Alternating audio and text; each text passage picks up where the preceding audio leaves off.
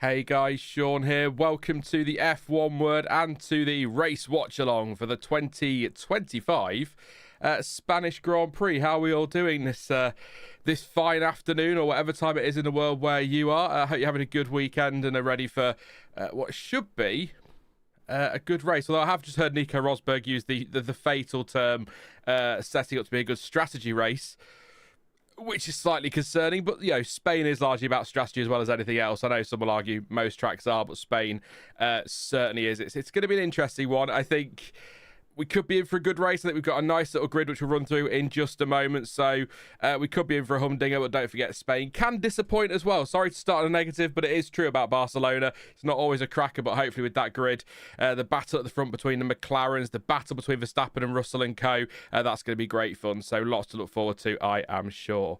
Hello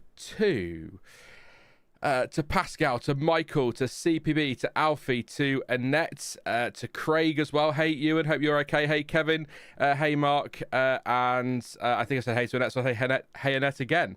Hope you're all having a good Sunday, or have had a good Sunday. It's nearly the end of the day, isn't it, where you are, Annette? So hope the weekend's gone well for you. Hope it's lovely here in the UK today. A little bit overcast at times, but not too bad here in good old Lincoln. So it should be okay. Lots to get into, by the way. We'll start with the news that came in last night. It was quite late last night, about 10 o'clock, 9:30, 10 o'clock UK time last night, is the news that Lance Stroll will not race today.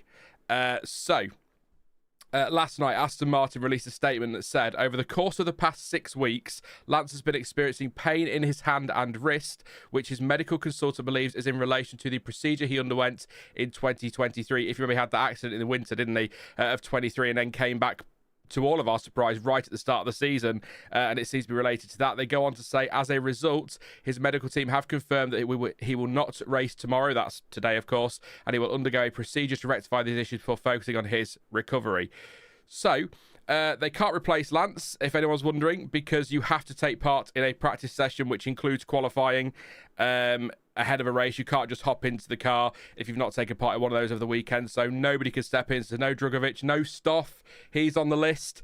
And I'm going to be honest, I don't know if I can read you this, but I'm going to read it anyway. It's something Thomas put in the group chat. If I get told off and have to come back for the next stream and apologise, you'll know why. But apparently the pain has been building for a few weeks and he's been pushing through it, but it got quite bad this weekend. A big line is that he's a racer and wants to race, so try to persevere.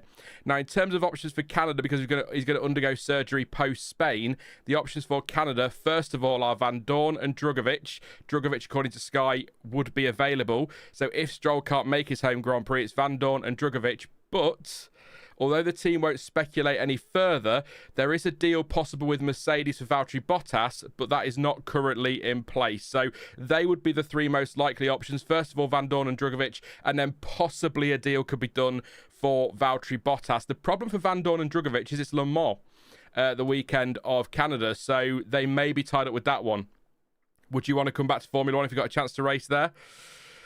I'll let you guys decide in chat. But the Bottas one's interesting as well, because if he did, and it is pure speculation, so don't get excited, Bottas fans, if he did take that seat for the Canada weekend, he would have to serve a 5-place grid penalty, because he still has his penalty from Abu Dhabi last year with his collision with Kevin Magnussen that he hasn't served. So he would have to serve that. So it would all start with a 5-place grid drop for Bottas, so maybe he'll think better of it anyway. So there we go.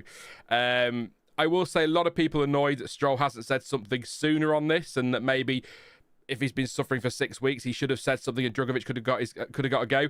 I actually almost want to applaud Lance Stroll for it, because I think persevering through that kind of pain in a sport like this, he deserves a lot of credit for it, and I think it'll never stop people. I think Lance Stroll gets a lot of criticism. Some of it's fair, some of it is very unfair, but actually, I think this confirms that he is a racer and he does want to race. So all this talk about he's not really there because he wants to race, he's there because he gets paid or because his daddy's bought him a team. If that's the case, first opportunity, he wouldn't have gone racing if he's in pain, would he? So he's proven he's a racer, so that's fine by me. Interesting stuff, though, from yesterday. So he obviously got... We saw it on the stream, didn't we? It was noted and then was going to be investigated for not going to be weighed, driver weighing after his session had finished yesterday in qualifying. And we all said, well, that's a slam dunk penalty, a disqualification, unless there are some mitigating circumstances. I think we even said, like an injury or something, which hasn't happened. It has happened. So just to confirm this, it means nothing now, but just to wrap up from yesterday. So... where are we? Let me try and find it. There we go. So the stewards heard from the team, etc., etc. For this is the one about not getting weighed after the race. The driver, Lance Stroll, was eliminated in Q2 and was therefore required to be weighed by the technical delegates at the end of Q2. That's clearly stated in the event notes. I won't read that. You can go read that yourself. It goes on to say...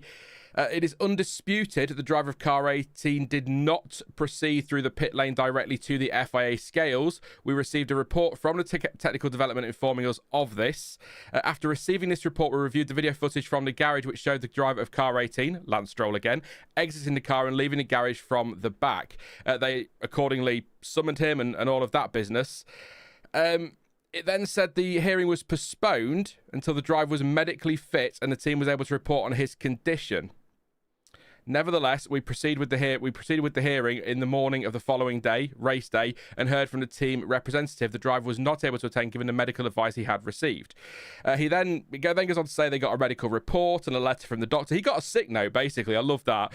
And then they go on to essentially say that...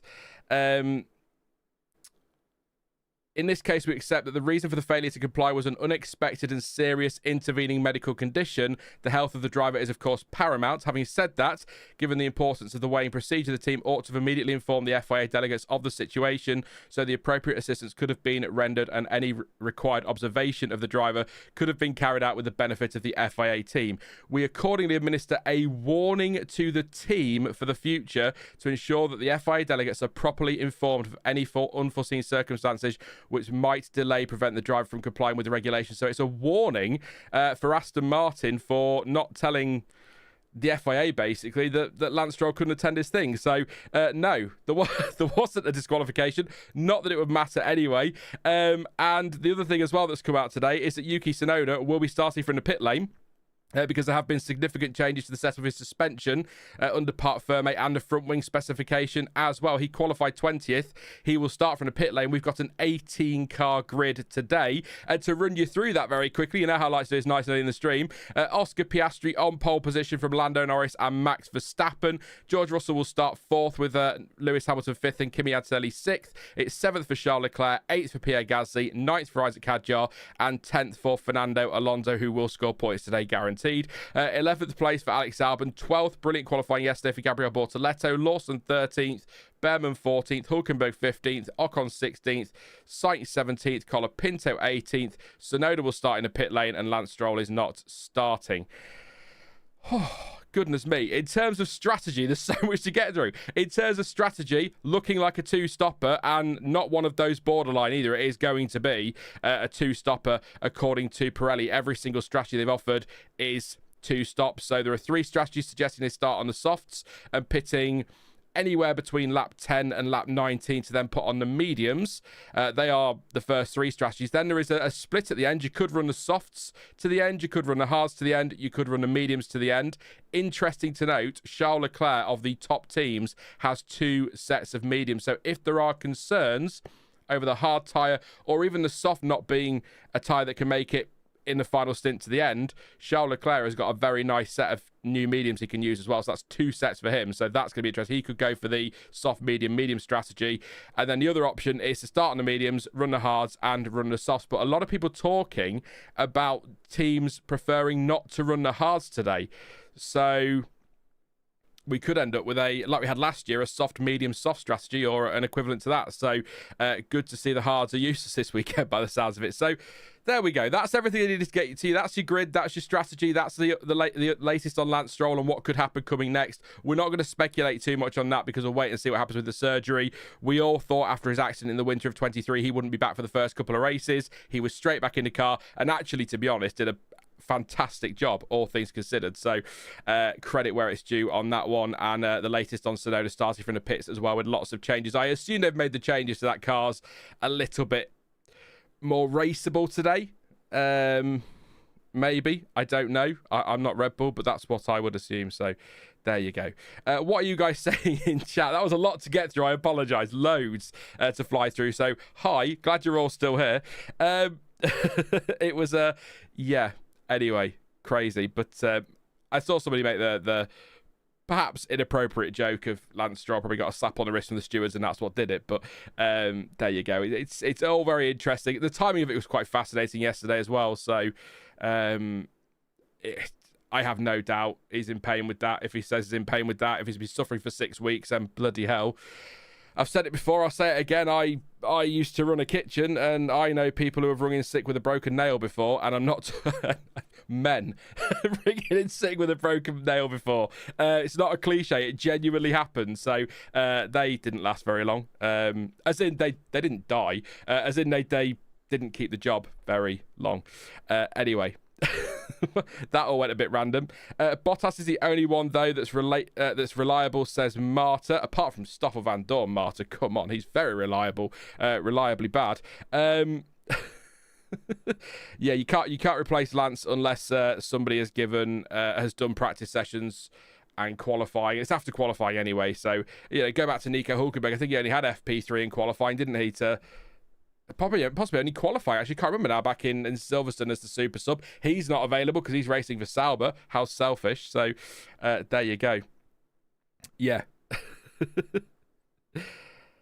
I I just having a moment just to get over all of that information I just threw at you, and then I'll read some of your comments properly now. Congratulations to PSG. Someone's mentioned it in chat as well for the incredible win last night.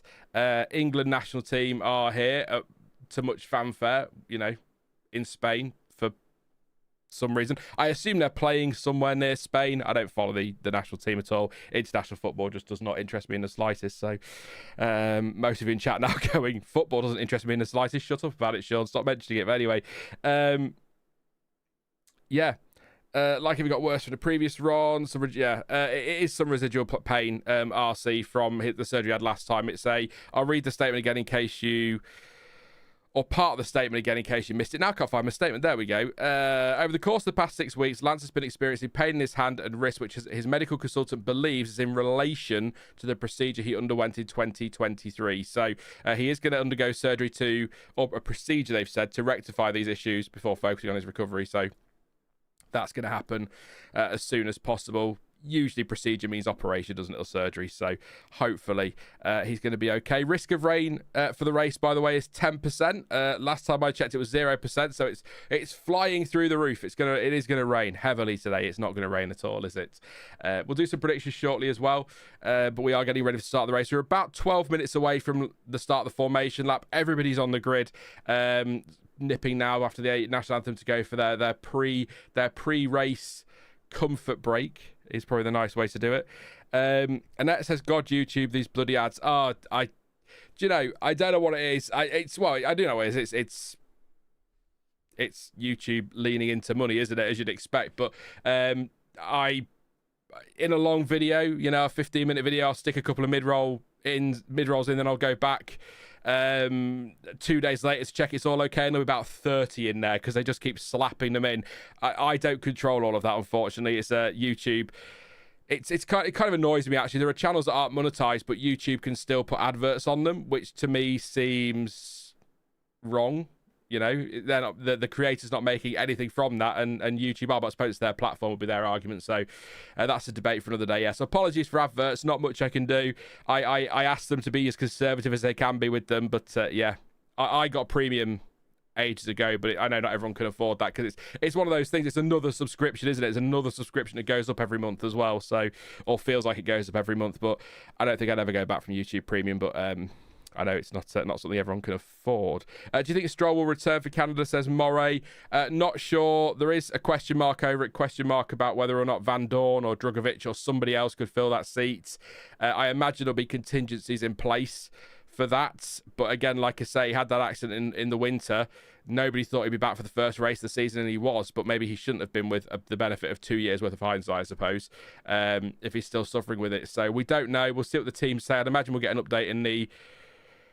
I was going to say in the next week, but actually I think Canada, if it's his home Grand Prix, they'll want to leave it as late as they can, won't they, to give him every opportunity to be fit. So it might be one of those decisions that gets made sort of the Wednesday before a Grand Prix weekend. So probably maybe on the Thursday, about 10 minutes after I've uploaded the preview. Is usually what happens with these big breaks. I was editing Thomas's short yesterday for socials, and then I looked across at Twitex, and it was like breaking, and I was like, oh, for God's sake. Now Thomas looks like he doesn't care. But yeah, there we go. I was not trashing stuff. I would never trash stuff. We love stuff. Stuff is the best. End of. Hey guys, Sean here, works the F1 Word. Here at Santander, we care about your finances. Exactly.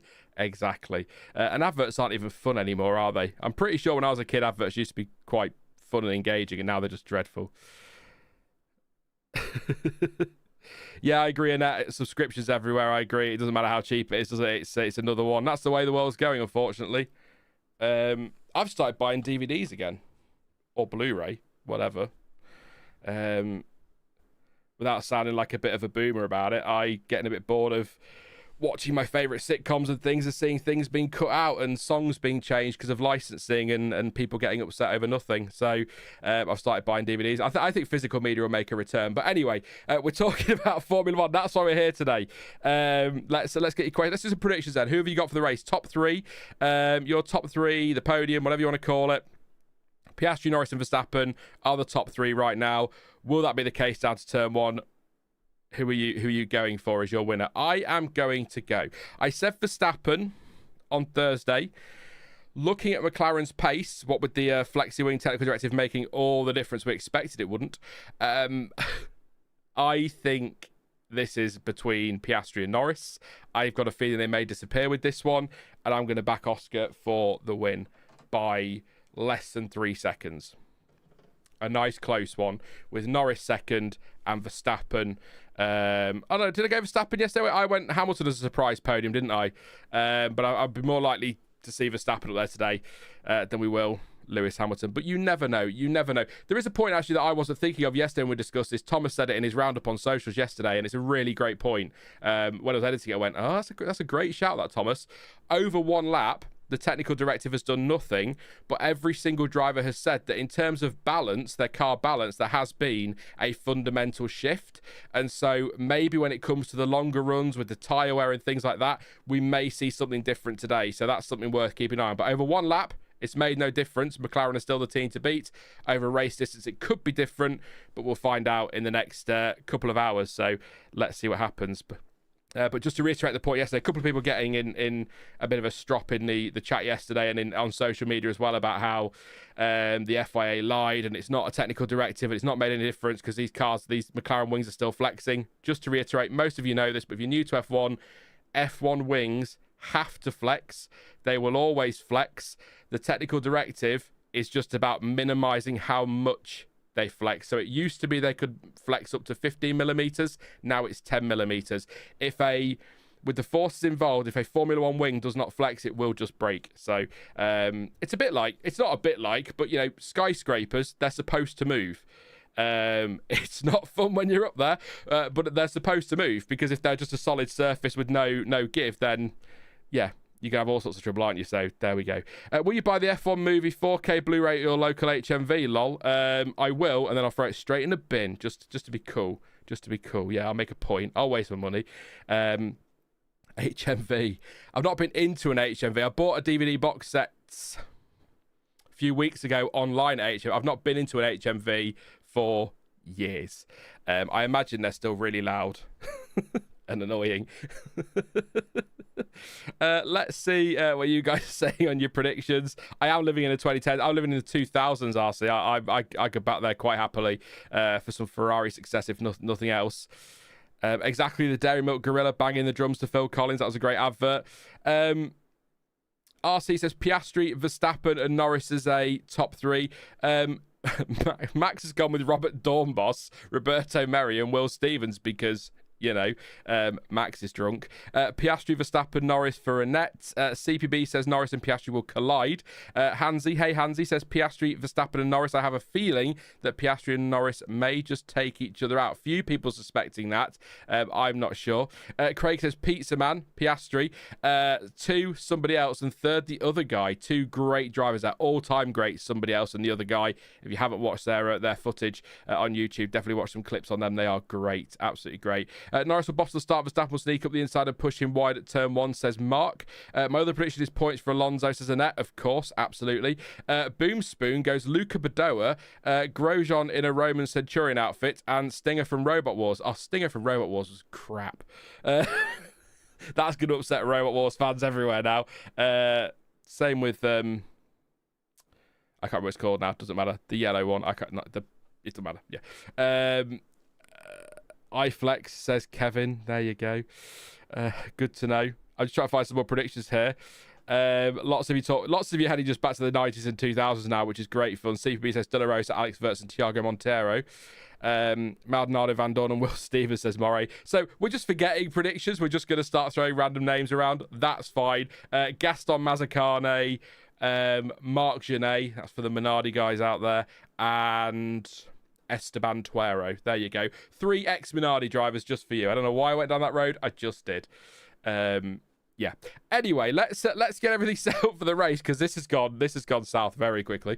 God knows where we end up in the future. We still got about 2 hours left of this stream and you've already started. It's terrible. Hey Kaori, come and save us, please, or save me. This lot are mad today. I don't know what's going on. It's Sunday. It must be something in the water. I don't know. But anyway, yeah, thank you very much, as always, to Multiview for F1 for providing the live timing for this stream. Just a reminder, I say it now and I will say it only once because it should be pretty obvious in 2025. I can't show you race footage for obvious copyright reasons. I don't have the money to buy the rights. So this is a live timing and commentary chat stream. So thank you to Multiview for F1 for providing all of the awesome live timing. You see links in the description for those guys if you want to go check them out. Well worth it if you enjoy F1 data. Lots of stuff over there to sink your teeth into. We're running through the grid now. I've already said Yuki Tsunoda, he's starting. Wow, I'll get to that in a second. In the pit lane, Colin Pins with sights therefore on the back row of the grid, followed by Ocon and Hulkenberg. They are just ahead of them there. That's going to be interesting fights. Bearman 14th with Liam Lawson in 13th place in the Racing Bulls. Gabriel Bortoleto, again, cracking qualifying yesterday.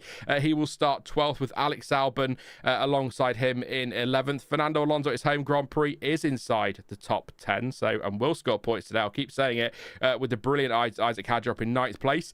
Pierre Gasly again shining in at Alpine in 8th place with Charles Leclerc in 7th. It's Kimi Antonelli in 6th with Lewis Hamilton 5th, and George Russell in 4th, actually, haven't we? We've got Mercedes Ferrari. Interesting fight there potentially. Max Verstappen will start 3rd with George Russell, like I say, just behind him. And then the front row, it is papaya versus papaya. It is Australia versus Great Britain. It's Piastri versus Norris, in what is already shaping up to be a bit of a championship head-to-head battle between those two, which could be one for the ages or could turn out to be really dull. Think Hakkinen and Coulthard. Just saying. They're not always a Hamilton Alonso or a Hamilton Rosberg. They can be a Hakkinen and Coulthard. So there we go. I have got commentary from Sky in my ear, so I'll try and listen to what they're saying throughout. But because I'm talking, don't always catch it all. So there we go. Oh yes, thank you, Fabian. Glad you're here again. Reminding me, I have to give you a job. So what, last lap, not best lap on the timing. Not last lap, last lap. There we go. Is that correct? There we go. Thank you very much, Fabian, for reminding me of that one. I always forget. Except for last week, I did remember. So there you go. It's the end of a triple header. There we go.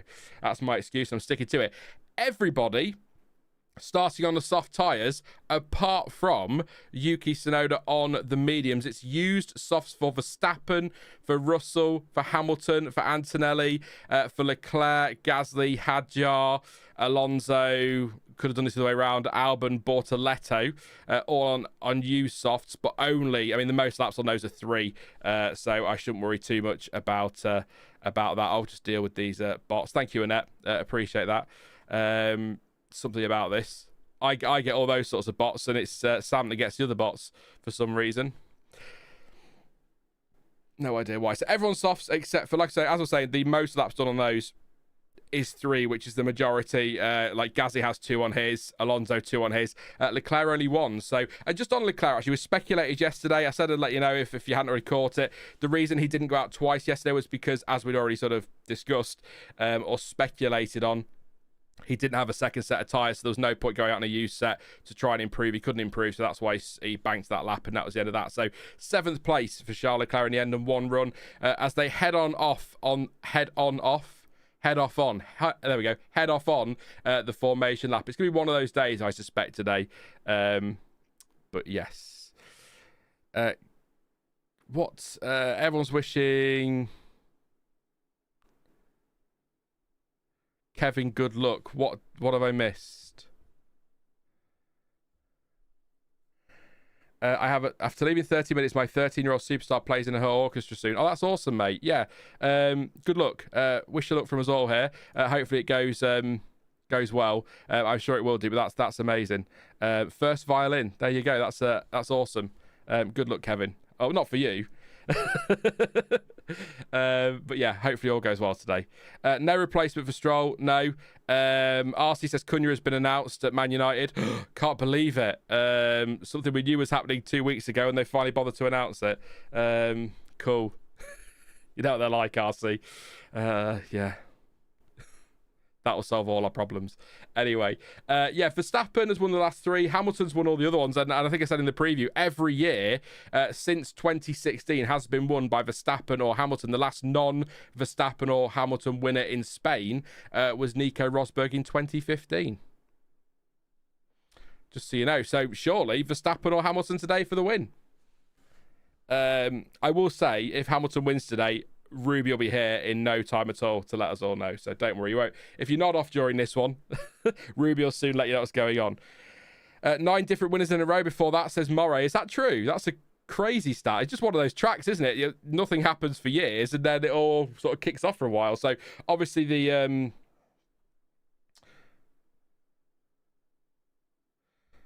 Anthony Davis was very excited there. Sorry on the Sky thing. He's just relays of team radio, which was not all that interesting. But anyway, I forgot what I was going to say now. Yeah, Maldonado's surprise winner. We could do with a surprise win, couldn't we, here today? So maybe this is the one for Antonelli or Gasly or Hadjar. If Hadjar wins today, he's in that car by Canada. I guarantee it. Robert Lewandowski back in the garage again down at Red Bull. You're going to put his name up and I'm going to go, of course that's his name. And I can never remember his name. He keeps being that's the second or third time seeing this weekend and I can't remember his name. That fellow there. Here we go then. Cars coming to the grid. I'll count down the lights when we get to that point so you can sync up if you need to. But we'll see how we go. 66 laps today. Please do drop a like before we get started. That would be amazing because I'll forget to do it during the stream. We are about, I think we were 17 away from the subscriber target I had at the start of the stream. So if we could get another 20 subs, that would be amazing. Just to make sure we hit that, that'd be fantastic. Lots to come this season. We've got this watch along. We've got Thomas back with his wrap tomorrow. We'll come with the shorts out Tuesday and Wednesday. We're back Thursday with a video and Saturday as well. Sam's back on Friday with a short. Loads to come. Here we go. I'm ready. 1 light, 2, 3, 4, 5 lights. Lights out and away we go in Spain. It's a good start from Piastri. It's a poor start from Lando Norris. It's been done on the run almost down the turn 1 by Max Verstappen. George Russell trying on the inside as well. And Max Verstappen round the outside of Lando Norris moves into second place. Norris got it all wrong. Russell got it all wrong as well at turn 1 and falls behind Lewis Hamilton, who's up into 4th place. We've got some cars off track in turn 1 using the escape road. I hope they all rejoin to the left of that bollard. Otherwise, they'll be in trouble. But yeah, what a start from Max Verstappen up into second place around the outside, really, in turn 1. Norris under pressure from Lewis Hamilton already. So as Leclerc sends one up the inside very nicely of George Russell into turn 5. Lovely move from Charles Leclerc there. Nice and aggressive. Why not? And George Russell, who got a great start, actually, was challenging Lando Norris, is now down to 6th place. That's gone wrong very quickly, hasn't it? Another one of those, it's all right getting off the line well, but you need to make it stick for the lap. But Hadjar and Gasly squabbling as well, as Piastri is leading the field and is nearly a second clear of Max Verstappen already. With Verstappen there and not Norris behind him, is that Alonso around the outside of Hadjar at turn 10? It blooming is, and up the inside of 11 as well and 12. Is he going to make that stick? Surely not. No, he's not. No, he's conceded that one. There's no point. That would have been a disaster, but that was a ballsy attempt by Fernando around the outside of turn 10. Scrappy start. DRS enabled. Verstappen's still within a second, though. So let's see. Is that Bortoleto challenging Alonso now down the straight to turn 1? It is indeed. Gabriel Bortoleto moves himself. It's not. It's Nico Hulkenberg. He's had a cracking start. Where's he come from? Up into 10th place. What a start from Nico Hulkenberg. Up to 10th. 5 places gained. Wow. Alonso's gone round the outside of him again now at turn 3. Fernando Alonso really racy on home soil, and then it's back up the inside by Hulkenberg into turn 4. Wow, great scrap there, and Hulkenberg still ahead of him as Alonso tries it around the outside of 5. Hulkenberg will surely just run him out of road there, and does indeed. But what a squabble that was. Hulkenberg through, Alonso then back around the outside of 3, then Hulkenberg back up the inside of 4, and holds that position for now. Max Verstappen is within DRS of Max Verstappen. What a cracking first lap between these two. Great squabble. Who are the big winners as we try and keep an eye on what's going on here? Verstappen at 1, Hamilton at 1, Leclerc up 2. It's up 5, like I say, for Hulkenberg. Down 3 for Albon. He was one of those that was off at turn 1. There was definitely a Williams out there, so I would assume, given he's plummeted to 14th, that was Alex Albon. We'll see in the replays. But yeah, watching Hulkenberg versus Alonso here in a great fun scrap as Verstappen does the fastest lap and gets the gap down to Oscar Piastri to half a second. He's having a little look into turn 1. Sean, stop being crofty. You're not crofty. He wasn't close enough. Calm down. Max Verstappen all over the back of Oscar Piastri. Is the race pace in the Red Bull better than we were expecting. It certainly looks like at this stage we are only on lap 3 of 66, so long old way to go yet. But yes, Norris slow off the line. Now 2.5 seconds off the lead and 1.8 behind Max Verstappen. So Piastri has now broken DRS to shut me up with all my excitement there. So maybe using a lot of battery there, Verstappen.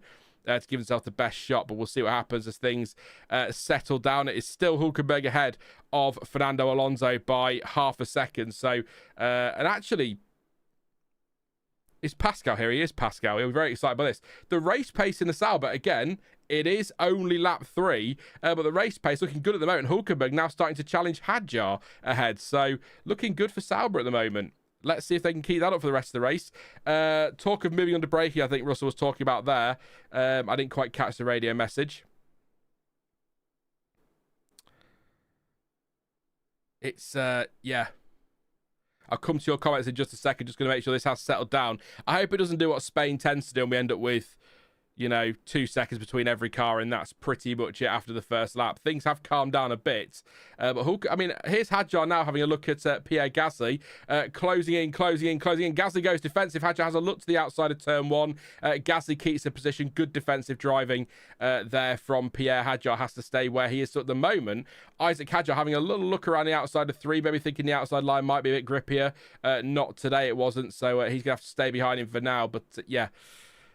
Isaac Hadjar threatening Pierre Gasly. That's good to see. We're going to get a bit of squabble there as Nico Hulkenberg just sits there in his Sauber, which, if you hadn't realised, has a new livery this weekend, apparently. You just wouldn't tell, would you, unless you had a really proper look at it, but there you go. Norris is starting to close in on Verstappen now. 1.6 behind, so maybe just coming back to him now. And Piastri's now 2 seconds up the road. So I wonder if, let me know what you think, chat. I wonder if Verstappen has just used a lot of battery in his opening couple of laps just to try and have a go at Piastri, and now he's having to recharge a bit, because you got to have a go, haven't you? In that situation, the McLaren is the car to beat. You're Verstappen or Hamilton or whoever. You've got to try, haven't you? And give it everything you can in the first couple of laps to try and get past, give yourself the best opportunity. But right now for Verstappen, it's looking more like he's going to fall into the clutches of Lando Norris, and he is going to be catching Oscar Piastri. Lots of time left in this race yet, though. Hopefully, we can have some more drama like we had in the first lap. The Hadjar, actually, he's got Hulkenberg closer to him than he is to Gasly. Alonso, interestingly enough, just starting to fall back a little bit towards Bortoleto. So Norris was very slow away. Russell did get a really decent start. So Verstappen's alongside on the run to turn 1. We know he makes that stick around the outside. And then Russell is on the inside. And then he loses out to Hamilton around the outside. That then puts him out of place or out of position for the next couple of corners, doesn't it? It does indeed. He's then sort of going to... Both Saubers off track, by the way, at the start. And still somehow having a good one. And then Leclerc, I want to see the move to turn 5, was a cracking move to take that position off him. But yeah, Norris... a tenth slower on his reaction time, according to AWS. Didn't really, just not really didn't get away well. I can't tell if there's something I missed there, but through goes Verstappen, and off he goes. So interesting. What's also interesting is Ferrari are staying. Both Ferraris are staying with Lando Norris at the moment. That said, I think Leclerc's all over Hamilton. So let's see what happens here. So this is side by side. The two Ferraris on the straight at the replay. The start there, very close to rubbing wheels. And Hamilton just really nicely around the outside, lifting off the brake to make that stick. That's a good move ahead of Russell. So yeah, Russell actually got a good start. It all just went wrong. Did he brake a little bit early, do we think? Into turn 1, and Liam Lawson had contact, by the way, with Fernando Alonso at turn 1. Stuck his front wheel in there. It all went wrong, and a little bit of contact, which is why he's dropped back a little bit. But the Sauber's definitely on track. What happened here to Nico Hulkenberg? So he was up to 10th. He's up to 10th place now. We know that. So he goes off track. Oh, he goes off track to avoid Lawson and Alonso, and then does hit somebody to his left, which I'm guessing is going to be Alex Albon. I might be wrong. It is Alex Albon, yes. So, and then Bortoleto's off as well. All of them rejoined the correct side of that bollard. So there's damage to Albon's front wing, so that's why he has dropped back through the field. So Hulkenberg just taking evasive action there and clouted into. Here we go. This is the Ferrari squabbling now. Here we go. Here comes the team radio. Are you ready for it? We are checking. Dearie me.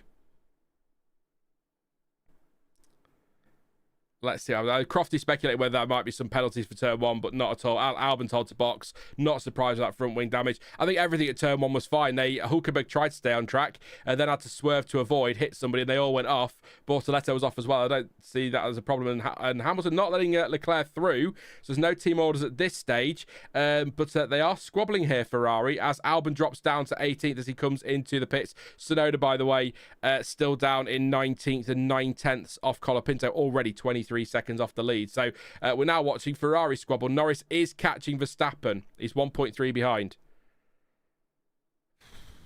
Oh. Don't. I can't do.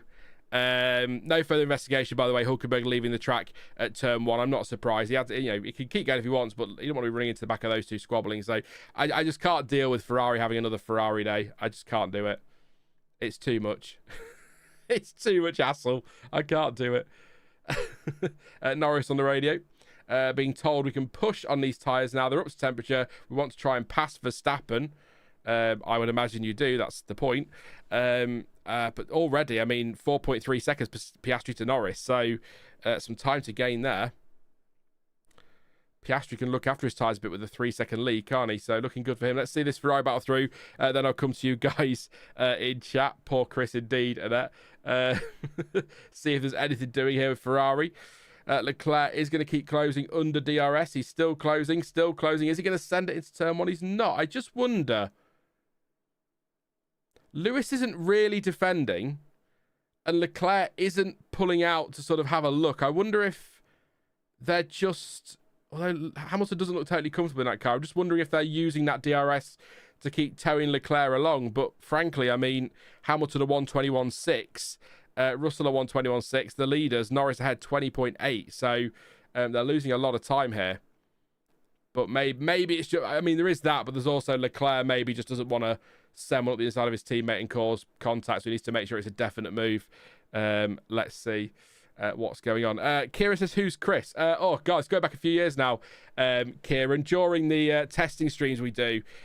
Oh, come on, Annette. It must have been 3 or 4 years ago now, mustn't it? Doesn't time fly? For some reason, all week I kept calling Alex Albon Chris Albon, and we don't know why. I just kept saying it by accident, and so he's just always become Chris Albon to us in the community for some reason. Well, that's the reason, but I don't know why I kept saying it. I just did. So he's Chris Albon. There you go. It's not a very exciting story, but it's definitely one of those you had to be there moments. But it was funny at the time. It was very frustrating at the end of 8 hours each day, still calling him Chris and not understanding why. I do need to close the poll. Good shout, Mark. There goes Hamilton. Leclerc on Hamilton is turn one. Not going to make that stick, though. Hamilton shut the door, so I wonder if Leclerc's be on the blower soon. As into the pits comes Ollie Bearman. So that's a relatively... Lap 10 to 9 is the pit win. Lap 10 to 19, sorry, is the pit window. Yuki Tsunoda in. Interesting. Going to put the soft tyres on for Yuki. So that's a much earlier stop than I expected from the medium runners. Or the medium runner. Interesting. So the poll, who will win it? 55% went with Piastri. It was Piastri winning anyway, I think. Verstappen 19, Norris 13, other 10.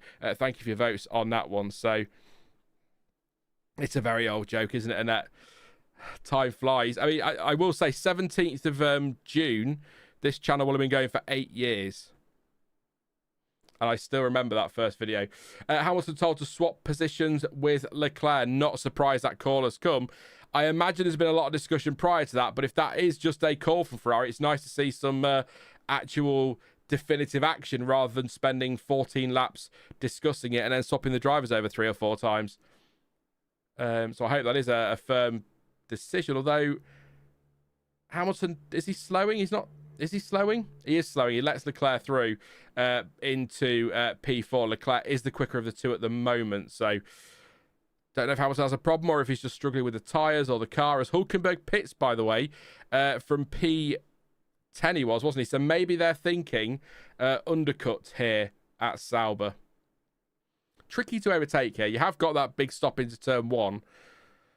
Turn 10 is possible. Sainz in as well, by the way. It's just a bit tricky. Also, you've got the DRS zone that follows that through the exit of 14, on the exit of 14, so you don't want to go too early. It is a new front wing for Carlos Sainz as well. So Sainz had front wing damage. So not a great day for Williams so far at all, is it? 18th now for Albon, as he drops behind Tsunoda.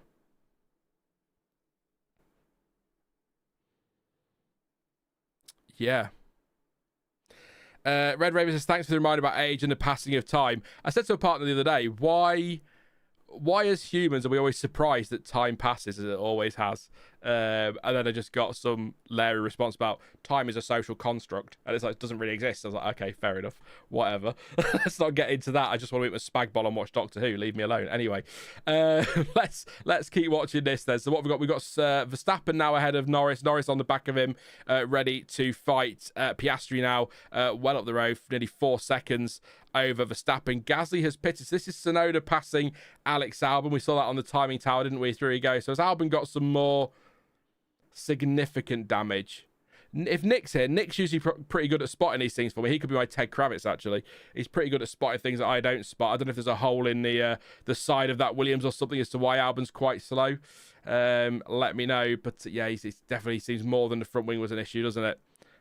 He's already 1.1 behind Tsunoda. Tsunoda is on the softs. Albon's on the softs as well. Only 2 laps in it. So Hulkenberg has come out right behind Gasly, 0.3 of a second here. So, and Gasly's gone to another set of softs and Hulkenberg's gone to the mediums. We've got a really nice mix here of tyre strategies, which is great to see, because that really does give us something to look forward to later in this race as tyres fall off and we try and speculate on who's going to be able to get them to the end. So, let's see. Nick says, I don't know, Jeff.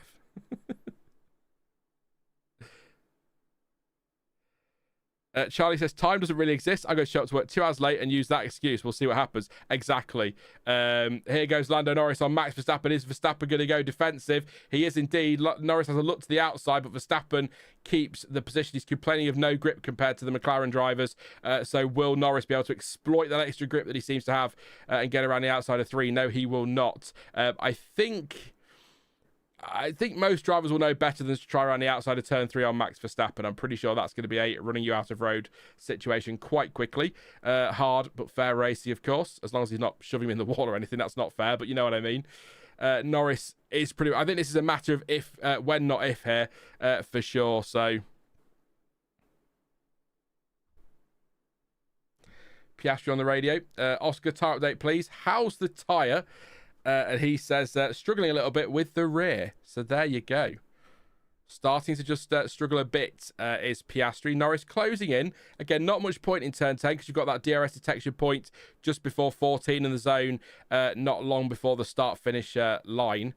Or the finish line. So there's no point passing there because you're just going to leave yourself open to an overtake into turn 1.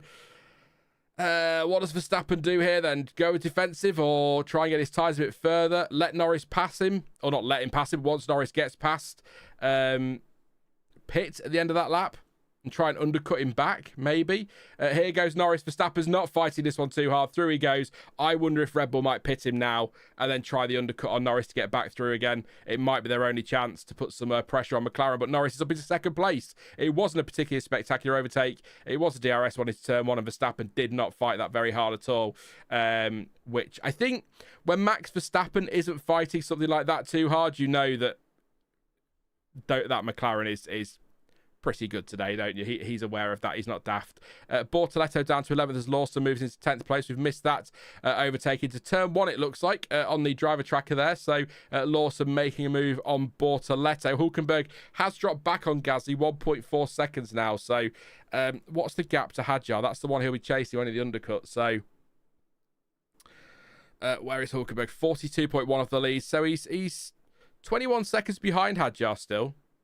We'll get a replay of Lawson. I'm guessing a lot of DRS and then down the inside into turn 1. Yuki on a 3-stop then says sighted canvas. I mean, he's gone soft medium. He could go hard to the end, but that just seemed a really early stop on the medium. Or medium soft, sorry, he's gone, hasn't he? Felt like a really early stop on the medium. What's happened to Fernando Alonso down in the 11th place? Little lock up on the left front and widen into the gravel at the exit of turn 5. So that's going to lose him a ton of time. And does he keep his position? He does indeed. In does come Verstappen. Sean got a prediction right. It was an in-race prediction, but I'm still going to take it. Why not? He does pit. He's going to come out in that gap behind Isaac Hadjar and ahead of Liam Lawson. So in between the Racing Bulls. So good call this from. So now just push, I guess. Just push like crazy. He's gone to the soft as well, so he is definitely two-stopping. Everyone will two-stop today. I'd be amazed if anyone makes a one-stop work. Some, as cited canvas says, may three-stop. We're definitely getting a two-stopper today, so we'll see what happens in the next few laps. That 14 of 66, Alonso is fending off ex-teammate Esteban Ocon in a fight. Alonso's pace, 30.6 on the last lap. Was that where he had his off? That would make a lot of sense, wouldn't it? But, yeah, lap 13. Yeah, it would have been. Yeah, that explains that one then. We'll keep blocking you. Send all the bots you want. You'll just get blocked. Simple as. Yuki is charging up the field, says Kevin. He has gained 1 place. 2 places if we include 19th, because he did start in the pit lane, so he's absolutely flying. His pace is, I mean, he's in the 121s, so he's not awful, but not great. So at the moment, the gap between Norris and Verstappen after the pit stops would be a 10th in... Oh, no, it's now gone to Verstappen's favour. So Verstappen has, according to AWS, has overtaken Norris. Has undercut him. So McLaren, though, will just run this long, won't they, surely? Yes, Alonso will score points. He will, Nick. If we will it into existence, it will happen. Not looking good, is it? Alonso's been noted for rejoining unsafely, which the unluckiest man in the world. I mean, yeah. Colapinto, in he comes. From, I think it was about 13th place, wasn't he? I wasn't checking on the timing tab before he came in. Medium tyres for him. Not an epically fast stop, but it is still 2.8 seconds, so not awful. Verstappen, purple first sector, by the way. 3/10 quicker than Norris in that sector already. So Colapinto comes out just behind Alex Albon and Carlos Sainz. Specifically, Carlos Sainz. So it's Verstappen we're watching now. He's on those soft tyres. I'm guessing McLaren come in and mirror that soon, but they don't need to react, do they? They've got the pace to take the fight to him. So unless they're going to be one of those who prove me wrong and try and make a one-stopper work, as Hadjar is overtaken by Max Verstappen at turn 10 and 11. I imagine that was a really tricky overtake, actually. So here goes Verstappen into turn 10, down the inside. Hadjar didn't fight that at all. Most drivers back there wouldn't. Oh, just keeps it on track as well, Verstappen. He moves himself up into some nice clear air again. Into 7th place of 119.6. What we're saying in chat. So you said it now. So box Lando. Oh, yeah. I've said they're going to push for a one stop. They'll pit them both now. Double stacker with the 4.1 second gap they've got or something, I don't know. But yeah, Verstappen will be ahead of Norris after the stops. As in comes Fernando. Will definitely score points. Alonso, I will not let it go. I've already said I'll fly to Spain and hand them out myself. No further action. It's been reviewed. No further investigation. Sorry, rejoining unsafely, Alonso. I've not seen the rejoin, so I couldn't tell you what that's about. I'm guessing rejoining unsafely. But they felt not, so there we go. It does feel like this is settling into a very Spanish Grand Prix, doesn't it? Seasoned F1 fans will know what I mean by that. Know exactly what I mean by that. I was in first year uni when I discovered the channel. It's now been 4 years since I graduated. Thanks, RC. Thanks for making me feel really ancient, mate. Back in there.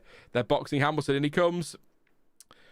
Why not? Let's see what they do here. I'm guessing that's a long way to go, says Hamilton. He's going to put the mediums on. Could we be looking at a 3-stop for some today, do you reckon?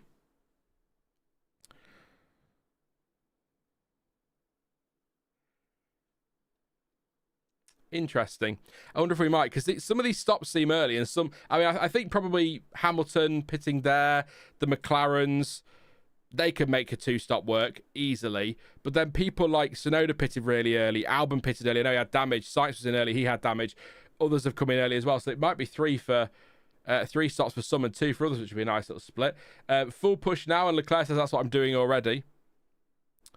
Barcelona GP, why does Spain race on this MotoGP track? I'm not sure...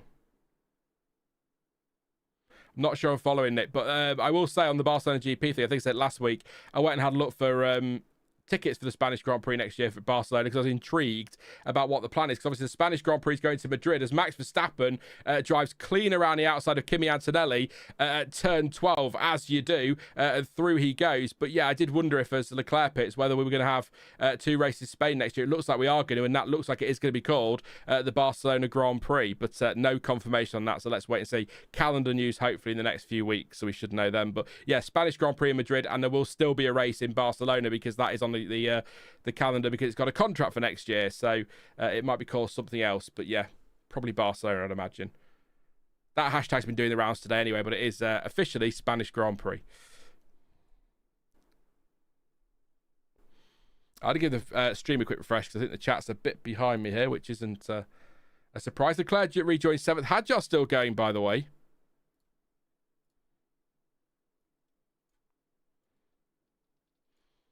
Who had the slow stop? Sorry, I was answering the Barcelona GP point. Sorry.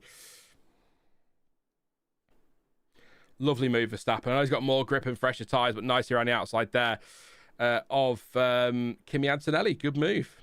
And now he's chasing after George Russell. So, yeah, Verstappen's taking a lot of life out of these tyres, isn't he? But at the moment, he's going to be pretty much in the mix here for Hamilton asking why they pulled him in early. They said they were protected from a possible undercut from behind, is what he was told. So there we go. That's why Ferrari made the call. And of course, they were excellent. Strategy at Ferrari and always have been. So interesting. Alonso does a purple first sector, 23.438. I'm going to try my best to look for what's going on outside of pit stops today rather than it being just like Monaco and just talking pit stops, but that's where we are at the moment. Who has stopped on that note? Quite a few. In comes Liam Lawson. So Piastri, Norris, Russell, Antonelli, Hadjar, Bortoleto, Ocon, all yet to stop. Everybody else has made a pit stop as past Carlos Sainz goes Fernando Alonso. That was at turn 10, 11, 12, somewhere around there. So a nice move, I'm sure. Would like to see that one as a fresh tyres. Alonso. He is rapid at the moment, by the way. Not a great middle sector as he was battling with Sainz as Verstappen just slings it casually up the inside of George Russell into turn 7. We saw quite a few F2 overtakes in there this weekend, didn't we? An F3 as well. So maybe becoming an overtaking spot. One to remember for next year's preview, assuming we do them next year. But yes. One of them races. We'll just wait. I think this will be one of those where we get the pit stops out of the way and then it might just come alive a little bit. Alonso has been reviewed for rejoining unsafely. That hasn't gone to anything. That's been dismissed. No further investigation. Alonso, we're watching here on the back of Franco Colapinto. Is he just going to go right around the outside of turn 3? He is just going to go right around the outside of turn 3. Look at the difference in grip those fresh tyres offer. Wow.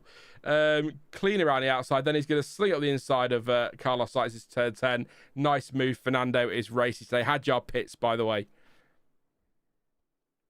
Yeah, I'm wondering if Red Bull might try an extra stop, Jamie, because at the end of the day, you have to, Verstappen is not going to beat McLaren on pure pace today. So, got to try something a little bit different, haven't they? So, see you later, Kevin. Good luck again. Hopefully all goes well this afternoon. Let us know how it goes if you get a chance. Probably next stream now, but appreciate your company, mate. Have a good one. Yeah, exactly, Jamie. What have they got to lose at this point? They're probably going to be third. They're not going to beat McLaren on pace. They may as well just use their pace now, make sure they've got the gap. Because at the moment, when Russell pits, they've got a pit stop over Russell. I know they've all got a pit again anyway, but it's going to give Verstappen time to pull away, isn't it, and get the gap he needs. So, yeah, lap 25 possible is what Piastri is asked, and he says possible but difficult. So, 5.4 is the gap. Lap 25. Do you know, they might be looking at a one stop at McLaren today. They might try and prove me wrong. They've got the pace. I mean, look at the gap they've got. I know they haven't pitted yet, but Piastri's got 5.5 seconds over his teammate. I'm guessing lap 25 isn't happening because they look like they're getting tyres ready now. So probably for a Norris undercut. In comes George Russell for a fresh set of mediums.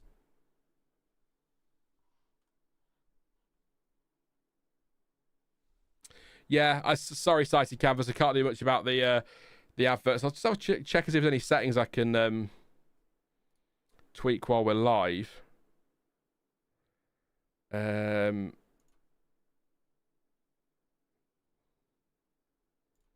I can't. No, I can't see any setting there, unfortunately. Sorry.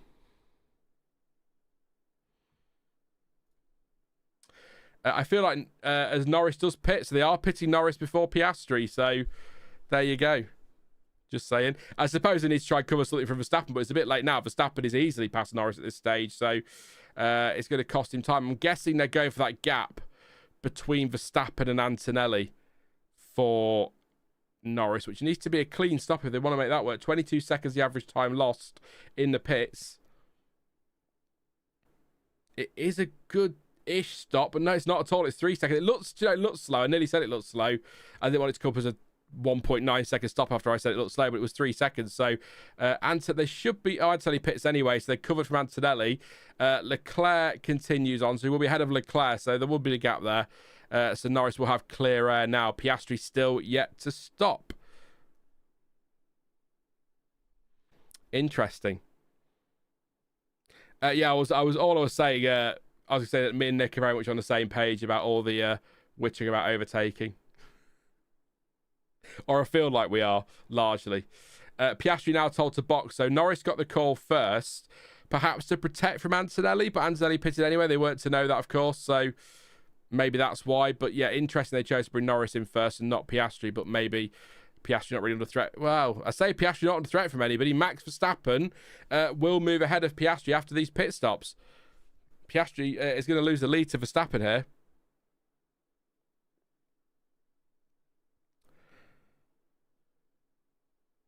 In he comes. He'll be behind Crofty, surely. Sorry, I commented on Crofty's commentary. He's just saying Piastri's got enough time to get in and out to be somewhere near Verstappen, but will he be ahead or behind? He was 16 seconds ahead, and the pit stop takes 22 seconds.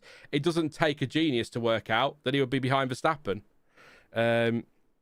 So how good a position are Hulkenberg, Bearman and Tsunoda in? They pitted in earliest. They're further up the field, but currently on older tyres. I mean, Hulkenberg, it's a good question, Boom Spoon, but Hulkenberg was P10 anyway, wasn't he? So he's gained a place on Hadjar, having pitted earlier.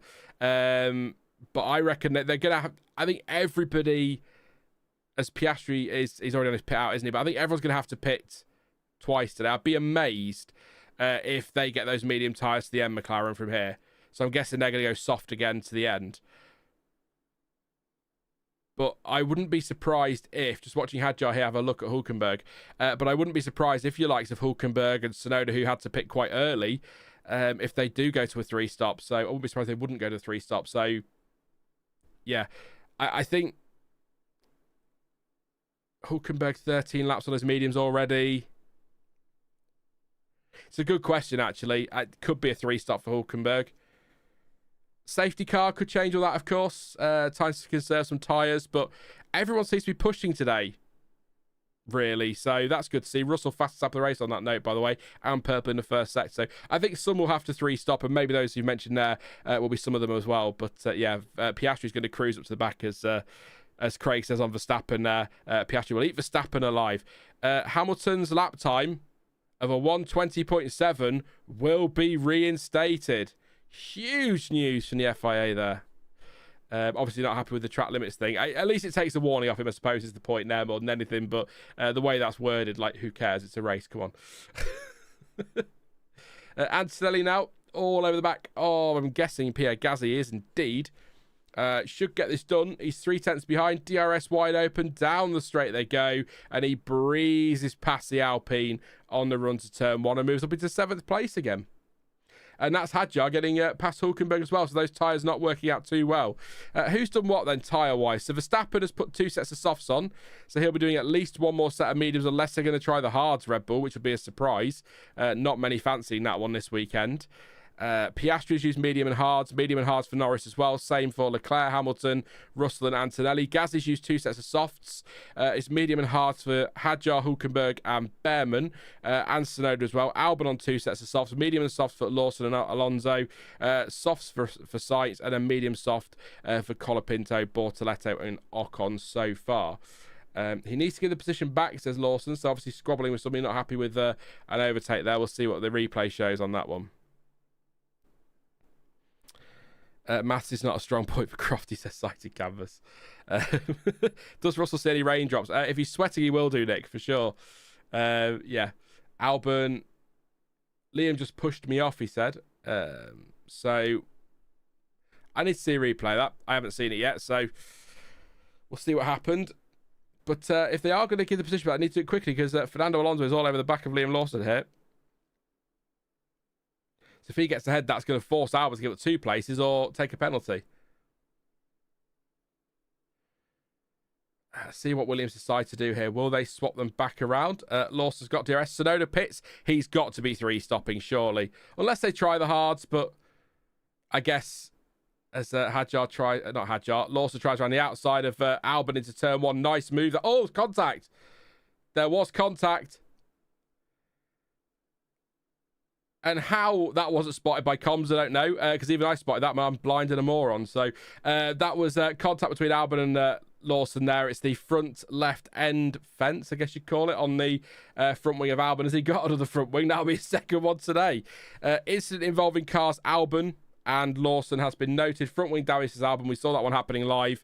And that is under investigation. So I think Albon's probably going to get a penalty for something. So this was Lawson into turn 1. So this was the move. Oh, this is earlier. So he goes down the inside, takes a position, Lawson. He does put the squeeze on Albon, but he's more than clear, isn't he? He's more than ahead of him, or alongside him, sorry. And then he rejoins Albon through the runoff and takes the position back. I think Lawson's got that done. What do you think, chat? So that could be a penalty for Alex Albon. And then round the outside goes Lawson at turn 1. Albon fights back, and then there's just a little bit of contact. Not a huge amount of contact, but huge damage nevertheless to that front wing. A lot of debris. I wonder,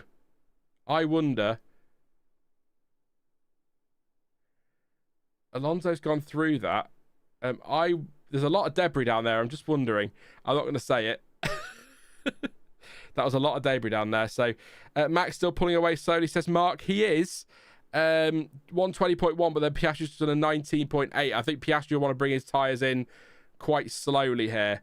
You don't want to take all your life out right away, do you? So, yeah, I feel Lawson was ahead there.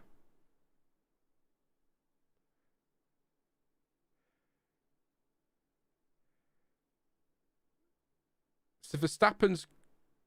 So I shall work out what Verstappen's doing here. Right, he's going to have to pit at least. He has to pit once more anyway, as per the rules.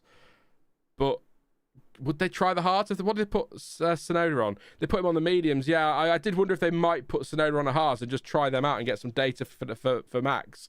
Because if they put the hards on, it turns out to be a banging race tyre, then that's what they could do. But they're going to box to retire the Williams. So Albon is going to retire. It's been a thoroughly miserable afternoon, actually, for Alex Albon. Bad start. Damaged front wing at the beginning of the race as well. Then damage with Lawson. If I were Williams, I'd just hang fire, though. Yeah, there you go. 10-second time penalty for car 23, Alex Albon, for leaving the track and gaining an advantage. I would wait for that. I'd pit him now, serve the penalty, send him out to do a couple of laps, and then retire him, because otherwise he'll have to take a grid drop for the next race. So I wonder if they might change their mind here, Williams, as Albon does come in. 10-second time penalty. That would be the smart thing to do. I'm watching on the track map. He's in the pits.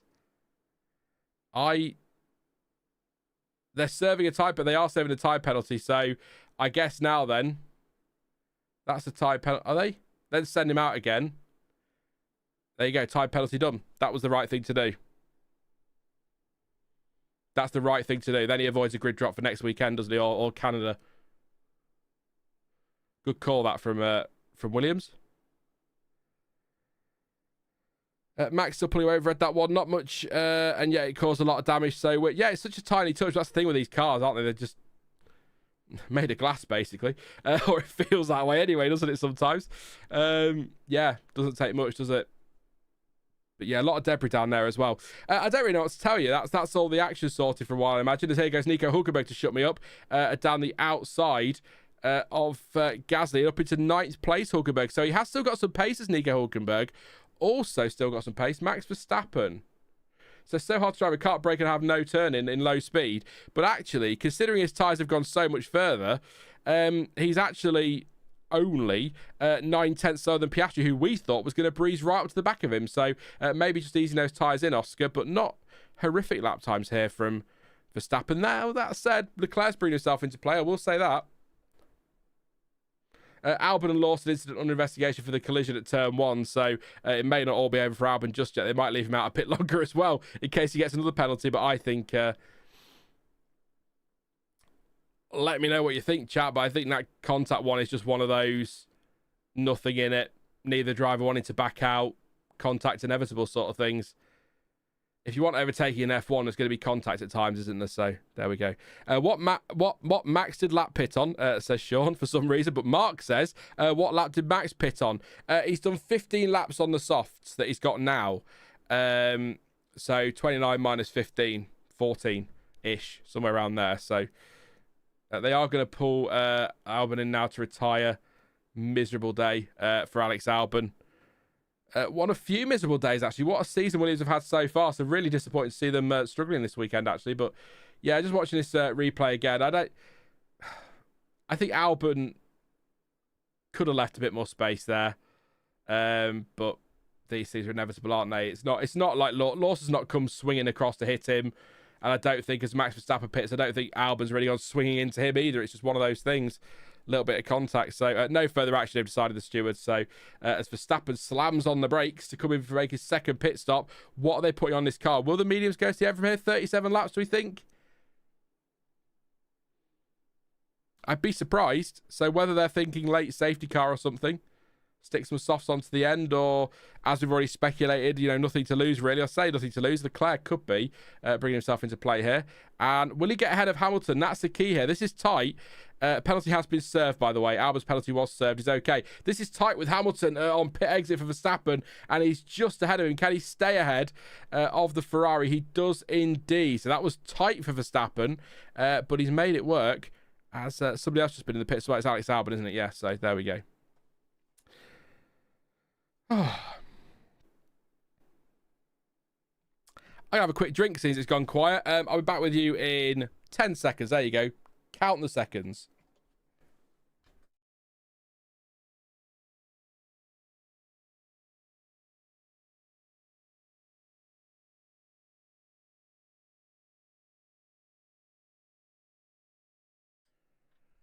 Will Joseph telling Lando Norris that Max Verstappen is on a 3-stopper, so there we go.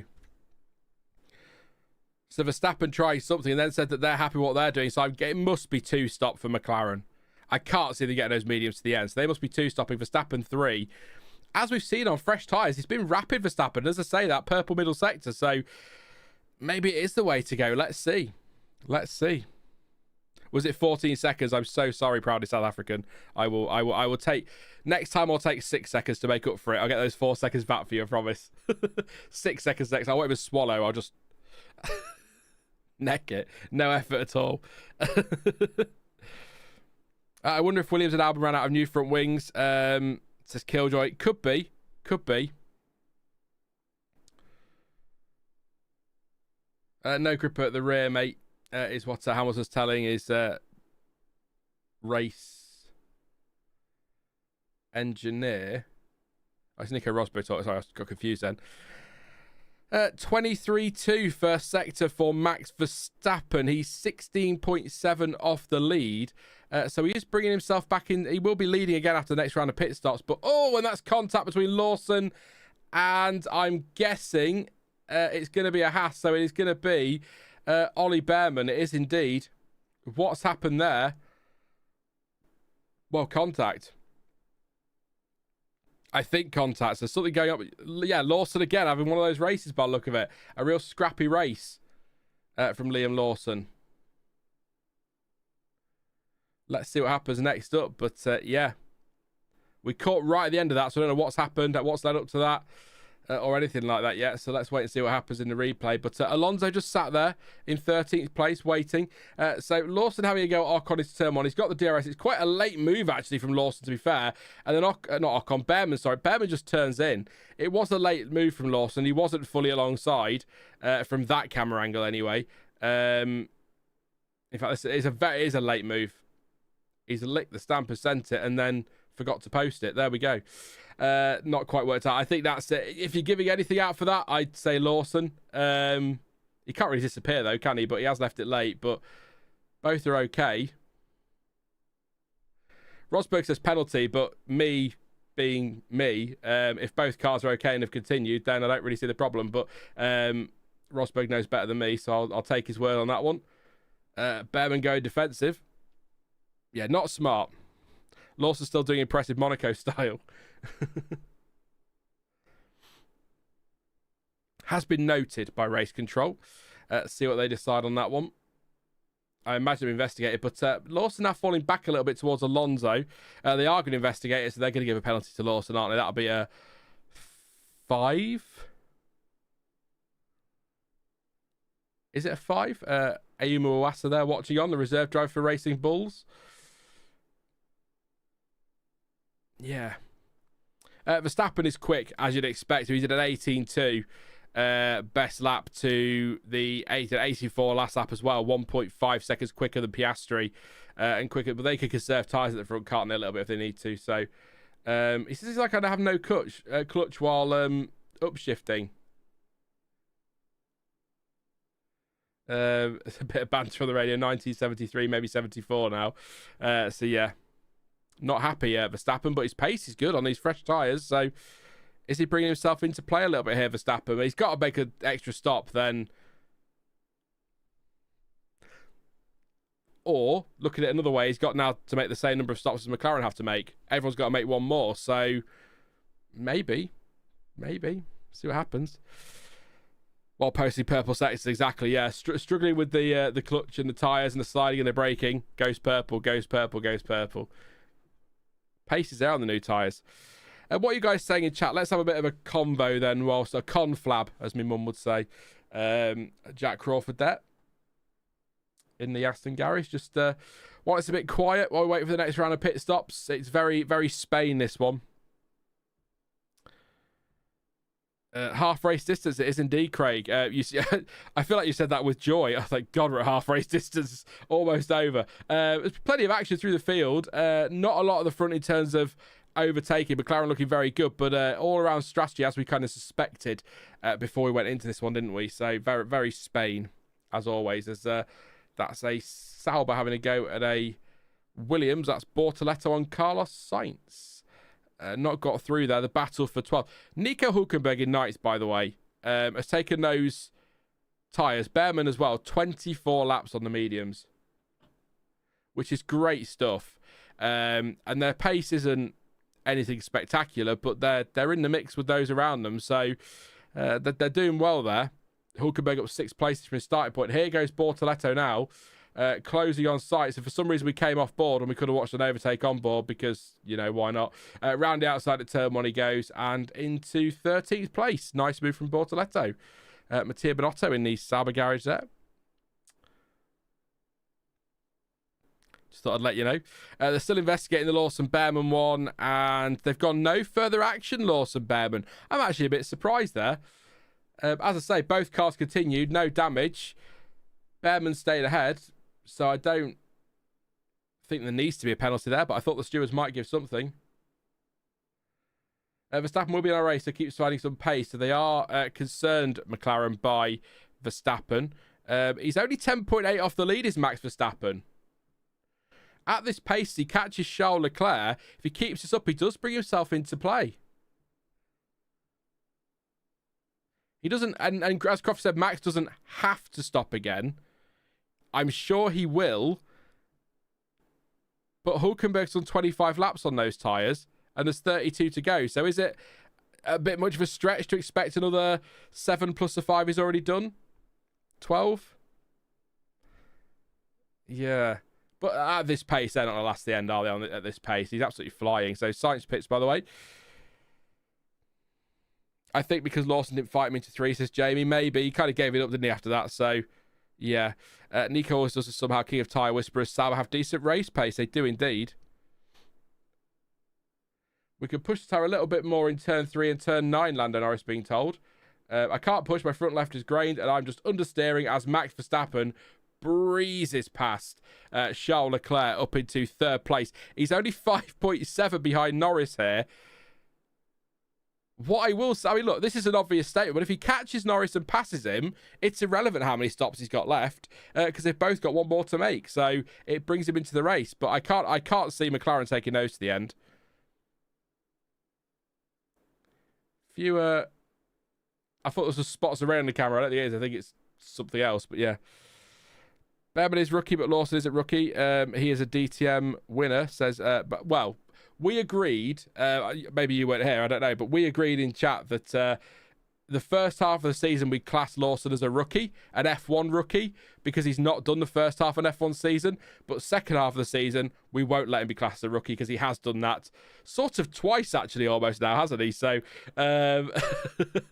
a bit when Ricciardo had his injury, and then a full one pretty much last year after Singapore. So Bearman's in the pits. By definition, though, of a rookie season, this is Lawson's rookie season, but a bit like Nick de Vries, it's difficult to class him as a rookie, isn't it? When you look at what he's done elsewhere. So Bearman rejoins in P16. This seems like a classic Bearman nabs 10th kind of race, says Boom Spoon. Maybe. It's... I would love to see Hulkenberg and or Bortoleto up there for some points for Sauber. That would be quite cool. But also Alonso needs to be top 10, so that's one place gone, isn't it, straight away? So there we go. It'd be good to see somebody snatch a point we weren't expected to, but I get what you're saying. We've seen it a couple of times this season, haven't we, with Ollie Bearman, sort of, you running through the order at the end and you're going, oh, Bearman 10th somehow. As they're lapping traffic now. Piastri lapping Colapinto. Norris not far behind. Max Verstappen, by the way. Lap time-wise, Verstappen 9/10 quicker than Piastri. Only 4 quicker than Norris, though. So Norris now quicker than Piastri. Did have traffic, did Oscar, that time around, but... it's Gasly they're lapping. Bloody hell. I thought it was Colapinto. It's not, it's Gasly they're lapping. So that's why. But yeah. I think this is going to be one of those that all in the last 10 laps, they all kind of converge. And we get one of those kind of finishes. Verstappen is doing a Schumacher here, says Hansi. Are you thinking Hungary Schumacher? Was it Hungary? Just kept pushing and pushing and pushing. Qualifying lap after qualifying lap. Making the extra stops to take it to them. McLaren. Yeah, when Ferrari were good at strategy, Hansi, when they could do it. I'm thinking back to was it the 4-stop in France? Or was it a 5-stop? It was 4-stop, wasn't it, I think, in France. Hungary 98, says Nick. Not so much as a yellow flag, says Rye9. I'm surprised, actually. Surprised we haven't had something for the debris at turn 1, just a yellow. But they're obviously happy that's well out of the way. As Yuki Tsunoda is battling Esteban Ocon for a lowly 13th place, unfortunately. And even worse for Tsunoda is that at this pace, Verstappen's going to lap him, which is not going to be pretty. But obviously still pit stops to be made. So here goes Tsunoda having a go at Bearman.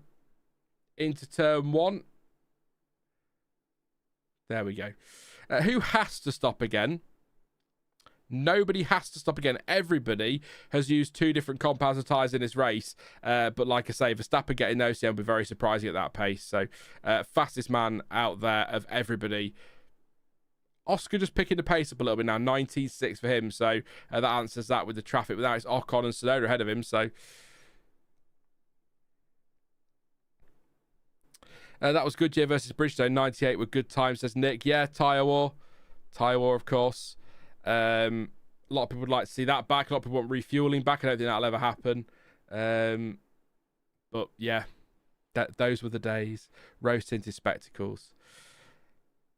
Purple first sector for Norris, by the way. So there is pace in that car. Still, in those tyres. But Verstappen has been taking around half a second, I would say on average around half a second a lap, out of Norris for the last 4 laps. So Russell being told to close the gap a bit more. So 5 seconds between Norris and Verstappen, but only 7.5 Piastri back to Max. So 19.4 for Norris and a 19.6 for Verstappen. So Norris has still got pace in that car. So this is now starting to just even out a little bit at the front. Let's see what happens. When does Pirelli's current operating contract expires? Is it ever open for competition again? This is AM 9776. I think, are they locked in till the end of 27? I think, Pirelli. I can't remember the exact year. What I do remember reading over the winter or towards the back end last season is that they have renewed, but they don't at the moment want to renew beyond that. So when the contract is up, it may be somebody else. I know Bridgestone have expressed interest in the past recently, so they could make a return. But F1 seems pretty happy with just one tyre supplier rather than a tyre war, which a tyre war could be a lot of fun and can add a nice little strategic element to a weekend. You know, certain tyres are better at certain tracks, but it can also lead to disaster like Indy 2005. McLaren are receiving the threat now, Max. They've realised they have to push on. It's a long way to go for them. So this is what the plan is. Make McLaren push. So that's a good shout. Leclerc's going to box.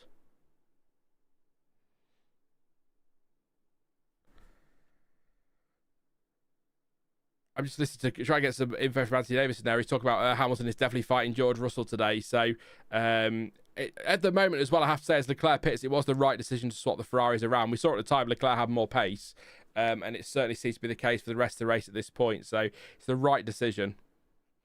Fresh set of mediums. These should, 26 laps, go to the ever here. I mean, Hulkenberg's on his 30 laps now in those tyres, so he should be good here, Leclerc, to go to the end on those. But he won't want to take too much life out of the straightaway. Colapinto in 2, by the way. 1 DNF, Albon out, and of course Lance Stroll did not start, withdrew from the weekend because of the pain he had in his wrist.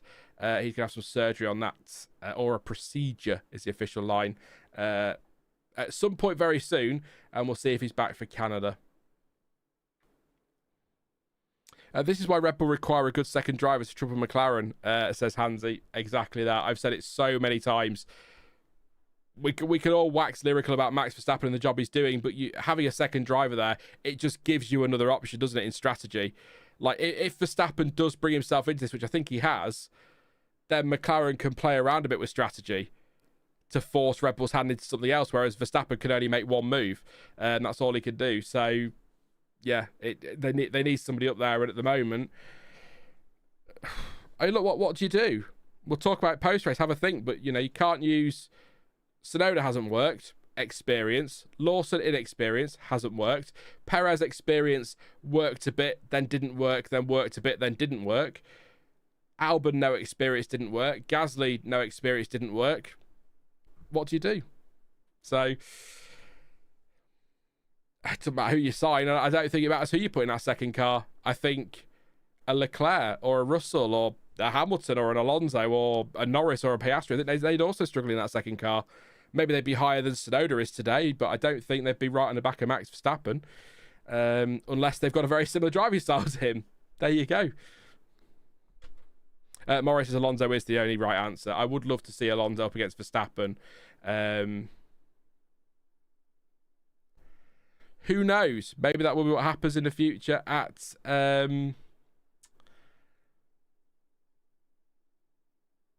at Aston Martin over the winter, is what I was going to say, for 26.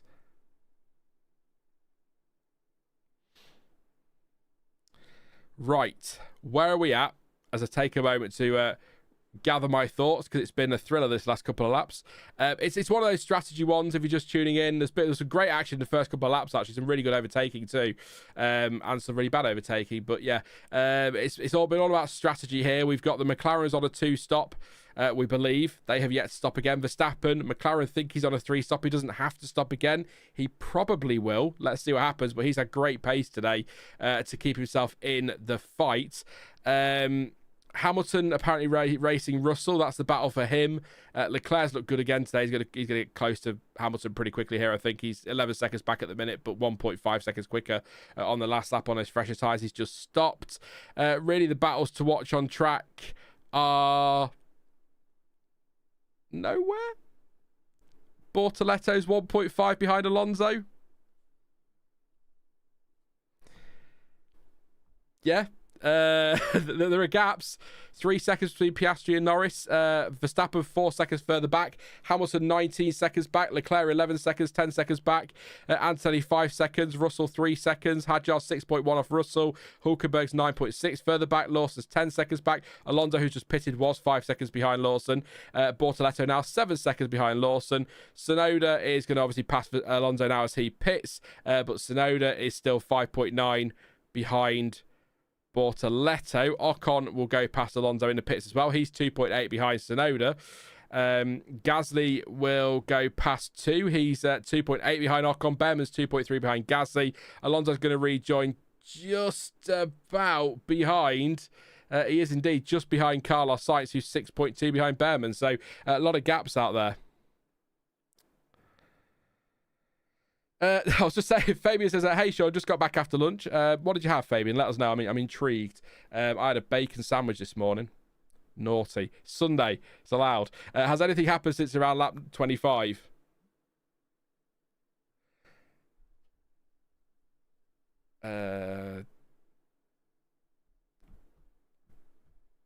Lawson's been involved in a couple of incidents. Contact with Albon. And contact with Bearman. Albon got a penalty, retired in the end because of his damage to his front wing, but served his penalty, so he's okay for the next race. Max Verstappen has pitted an extra time and he's showing some great pace and has sort of brought himself back into play with McLaren, has put a bit of pressure on them. He's also come up to lap his teammate, by the way. Ouch. And he's going to breeze past him now. That's gonna hurt. In fact, I think Tsunoda even jumped off line as well. There we go. So, yeah, it's all about strategy, to be honest. That's where we're at the moment. Max is nearly a pit stop ahead of Lewis as well, as Mark says. So, as we kept saying earlier in the stream, Max has put himself in a position where he's got kind of nothing to lose. Put the pressure on McLaren. Build the gap to Hamilton so he's got a pit stop in his pocket. We're looking at a point here, actually, I would argue. Verstappen probably needs to keep going and wait for McLaren to pit, but he could come in late on if he keeps that gap to Hamilton or the Ferraris behind, whichever one ends up being there, where he could come in, put a set of softs on for the last 10 laps and just absolutely hammer it, because we've seen what the fresh tyres can do, and it might give him a shot at the end of the race. But yeah, any kind of safety car now, and Verstappen right in the game. I mean, everybody is, aren't they, for bringing out a safety car, but yeah, it's not been a thriller, but it has been an intriguing one with strategy, and a couple of good overtakes early doors as well. I've also upgraded from a 2-snack to a 3-snack strategy, says Sighted Canvas. What we're snacking on Sighted Canvas, I'm intrigued. I've got my squash, I'm quite happy.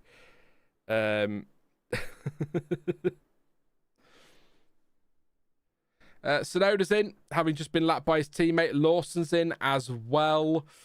I was going to say double stacking. They're not, are they? Because Tsunoda has moved to Red Bull and just said that when I said teammate lapped him. So there you go. What do I know?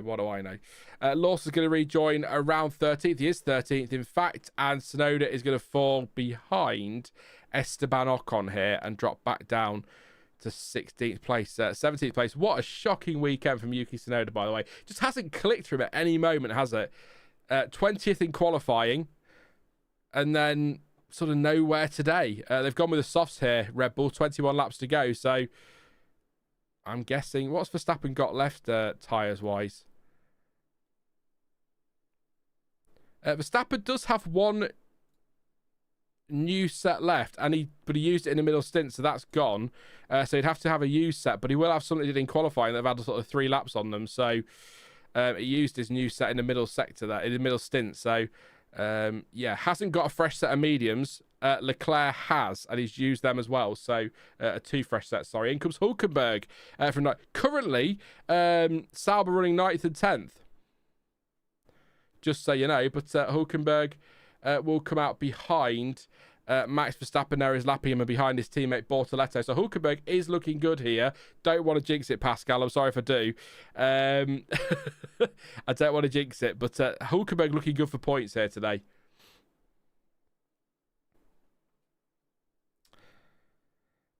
Tinfoil hat time, says Kieran. Promoting him as Hamilton pits was the only way they could get him out of Toro Rosso, and they don't want him to drive for them. Maybe. Or expanding on that unless... it's a slow start for Hamilton on the right front. That's his day ruined even more. Very slow start, 4.9 seconds. Or they knew they were going to drop him at the end of the season anyway because the Honda deal was coming to an end. So they thought we may as well see what happens, because at the end of the day, if the Tsunoda switch worked, then you've got your answer. If it didn't, you've lost nothing. So, and Hamilton will be just ahead of Hadjar, who... I'm sure he was pushing, but it looked like he was backing off. He wasn't. It's just a camera angle. Bortoleto told to swap position with Hulkenberg. He has done that straight away. So good call there.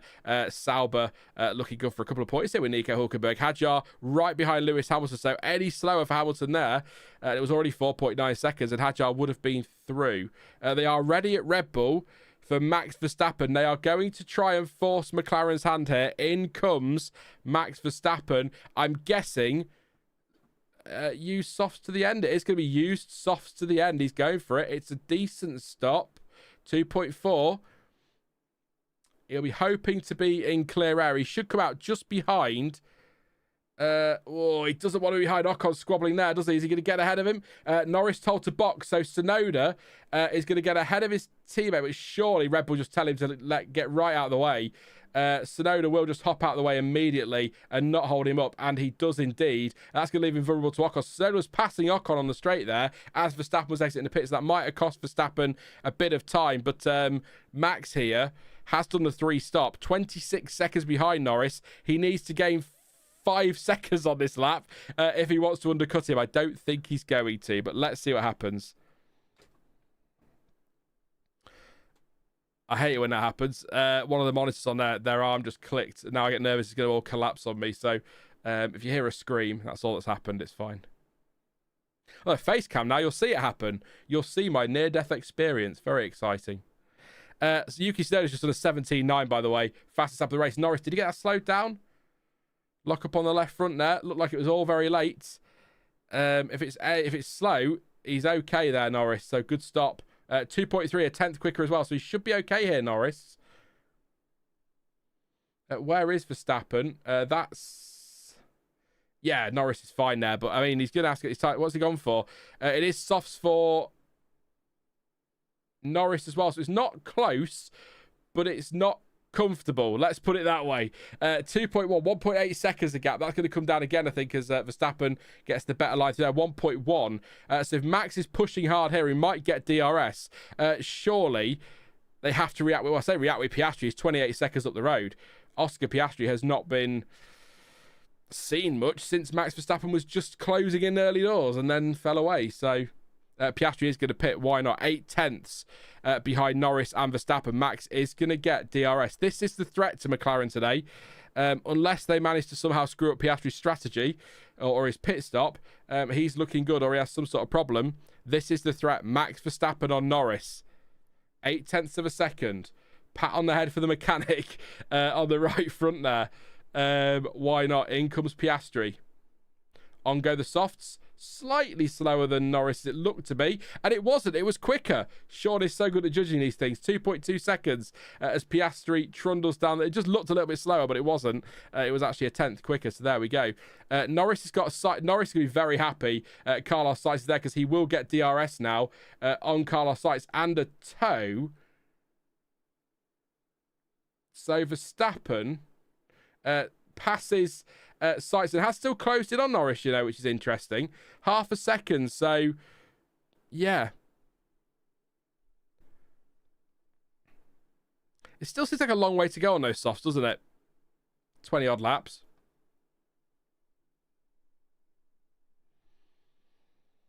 Nick says almost an interesting strategy battle. The gap now is 1 second, so I think that's probably Verstappen's opportunity. Got to need a 17.1, by the way, on the last lap. Antonelli in. 3.8 seconds, that was slow.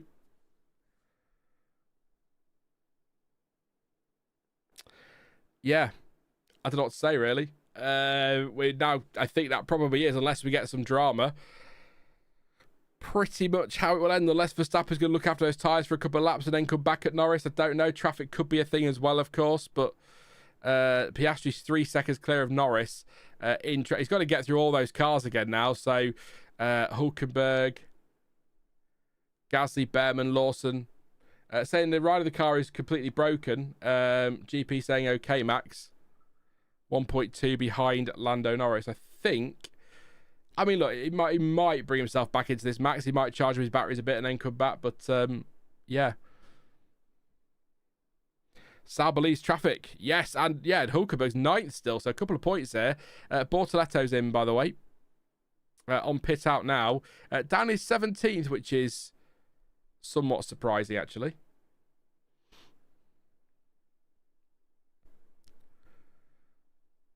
Sky getting excited about Piastri lapping cars and Verstappen slowing down because it might mean Norris might possibly perhaps take the fight to him as we look at Cole Palmer.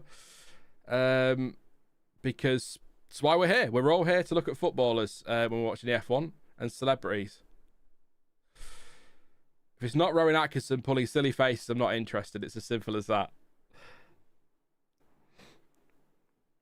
Hulkenberg, I tell you what, Nick, Hulkenberg's been around that 10th place for much of the race. So to end up 9th, actually, I guess a good strategy around Gasly. Lap times are pretty even between those two as well. So it's genuine pace from Sauber, which is good to see. They haven't fluked this, have they? That's what's really cool to see. Really good to see. It's genuine pace. 19.7. 3/10 quicker than Gasly on that lap, Hulkenberg. So, we've got Lawson again involved in something with Bearman. Really aggressive down there off the track. This is all right in front of Lando Norris. This is going to hurt. That's hurt Norris big time. In terms of lap time, and in fact Max Verstappen is cruising up to the back of him. It was Lawson who hops conveniently out of the way of Max Verstappen nice and easily there. Lawson and Bearman. So Lawson came to the inside of Bearman, and Ollie will have to get out of Max's way. But yeah, they were having their own battle, not realising they had the leaders behind them, and Norris cost a lot of time there, or lost a lot of time. Fortunately for Lando, I think Verstappen was a little cautious there, lapping Bearman, and that might have just saved him, but very nearly all went very wrong for Lando Norris. So I don't know what was going on. I mean, Liam Lawson, super aggressive today.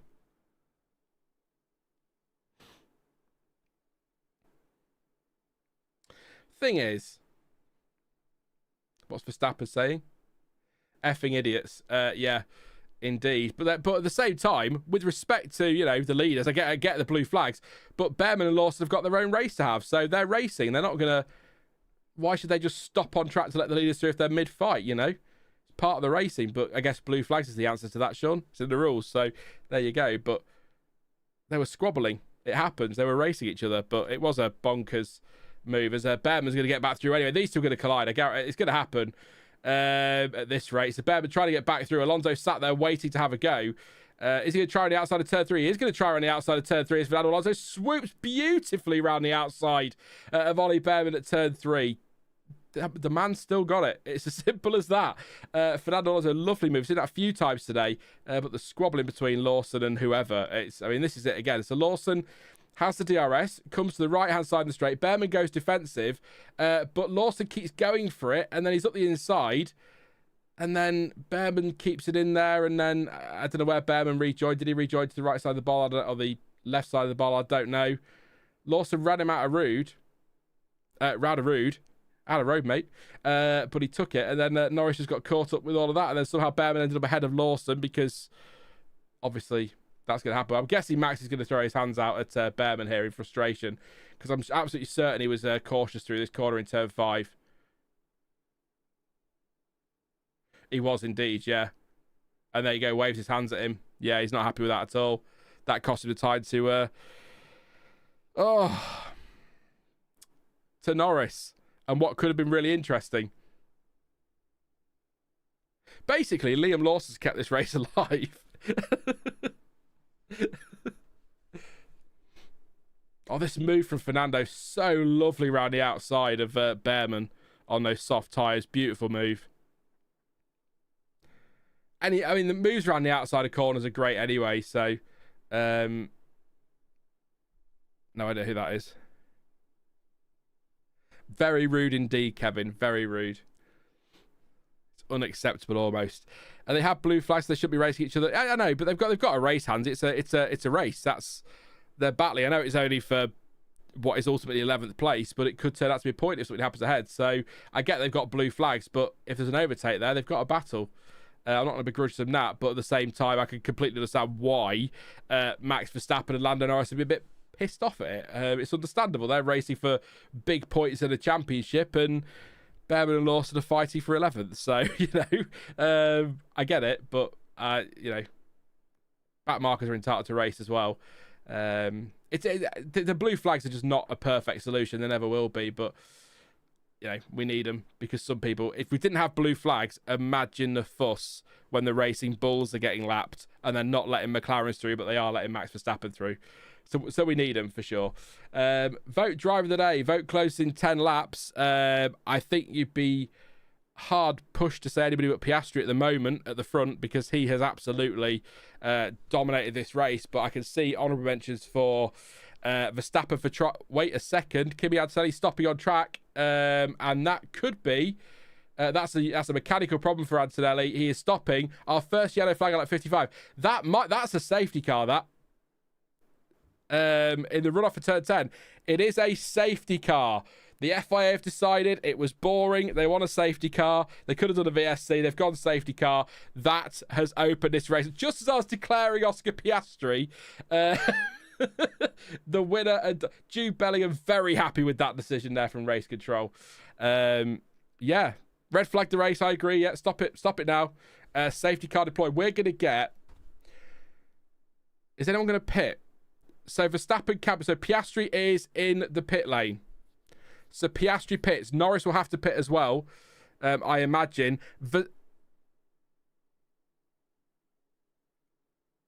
Verstappen won't pit, surely. Why would Verstappen? I know he is pitting. Verstappen's already 3-stop, though. So they are having to double stack at McLaren. It looked pretty smooth. It was 3.3 for Piastri in the end. Norris won't be held, and I imagine Verstappen will, because that's the way it's going for his day. No, it's a fresh set of hard tyres.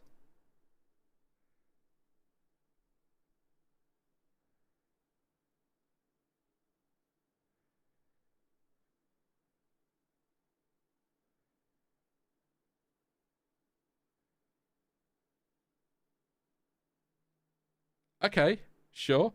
I know it's the only new set of tyres he had, but I mean, surely another set of... Oh, well, no, he's only got 3 sets of the softs, didn't he, in total? And he's used 3 of them today. Yeah, no, I suppose he has to, really, but maybe a used set of mediums would have made... Didn't have, no, there you go. It's literally the only set of tyres he had. It had to be hards. It had to be hard tyres. Now, I'm going to say something which you will all very much disagree with. I think he'd have been better staying out on the softs, to be honest.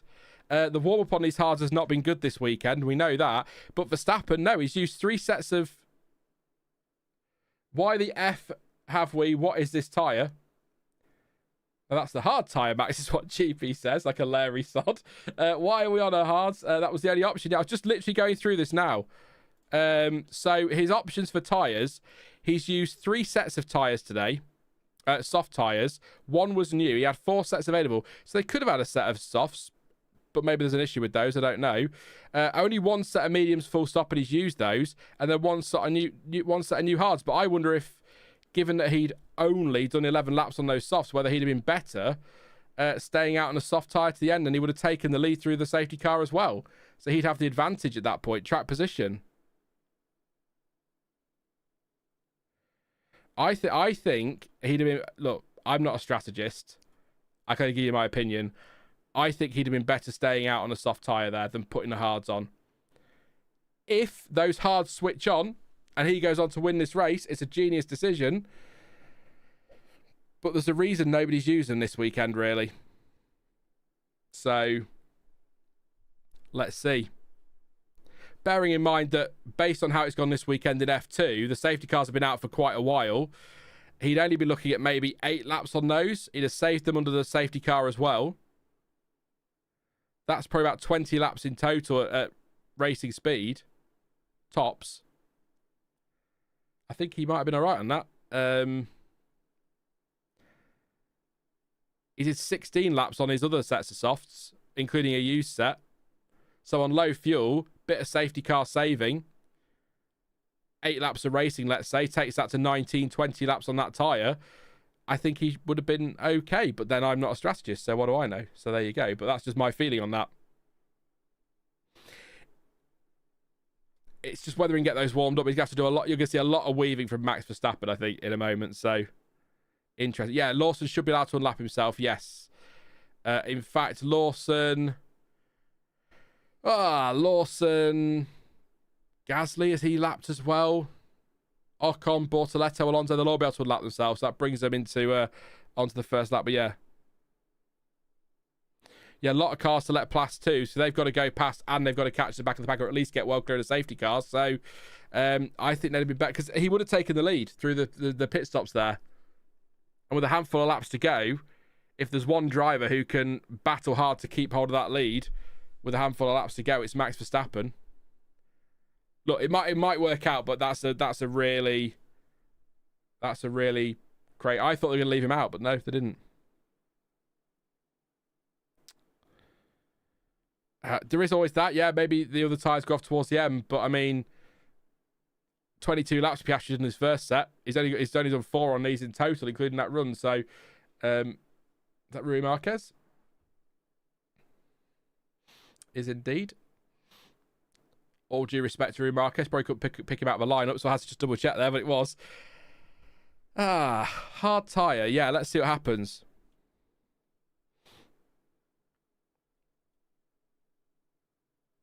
I mean, there is a chance it finishes behind a safety car, but I think they should be able to, because Antonelli's car's gone, hasn't it? So they should be able to unlap everyone. Yeah. Weird.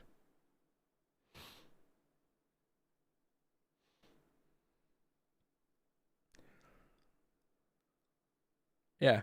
Sorry for the silence when that pit stop happened, by the way. I was sort of thinking, why? But then when you actually look at the tyres available for him, if you're just tuning in and wondering why they've done that, he didn't have anything else. He didn't have any more mediums at all, not even used sets. He used 3 sets of softs, so he probably had 1 set of used softs left as well. But what condition are they in? We don't know. We don't get that information from Pirelli. So he only had 1 set of new hards, so I suppose they had to do that or leave him out. But I would have left him out, but then that's why I'm not paid the big money to be a strategist, and I'd be terrible. So there you go. Clearing track sector 12. So now you'd imagine the message will come from race control that lap cars may overtake, which will be Lawson, Ocon, Bortoleto, Alonso, Bearman, Tsunoda, Sainz, Hadjar, whoever that is, Colapinto, Hulkenberg, Gasly. So everyone's going to have to unlap themselves now.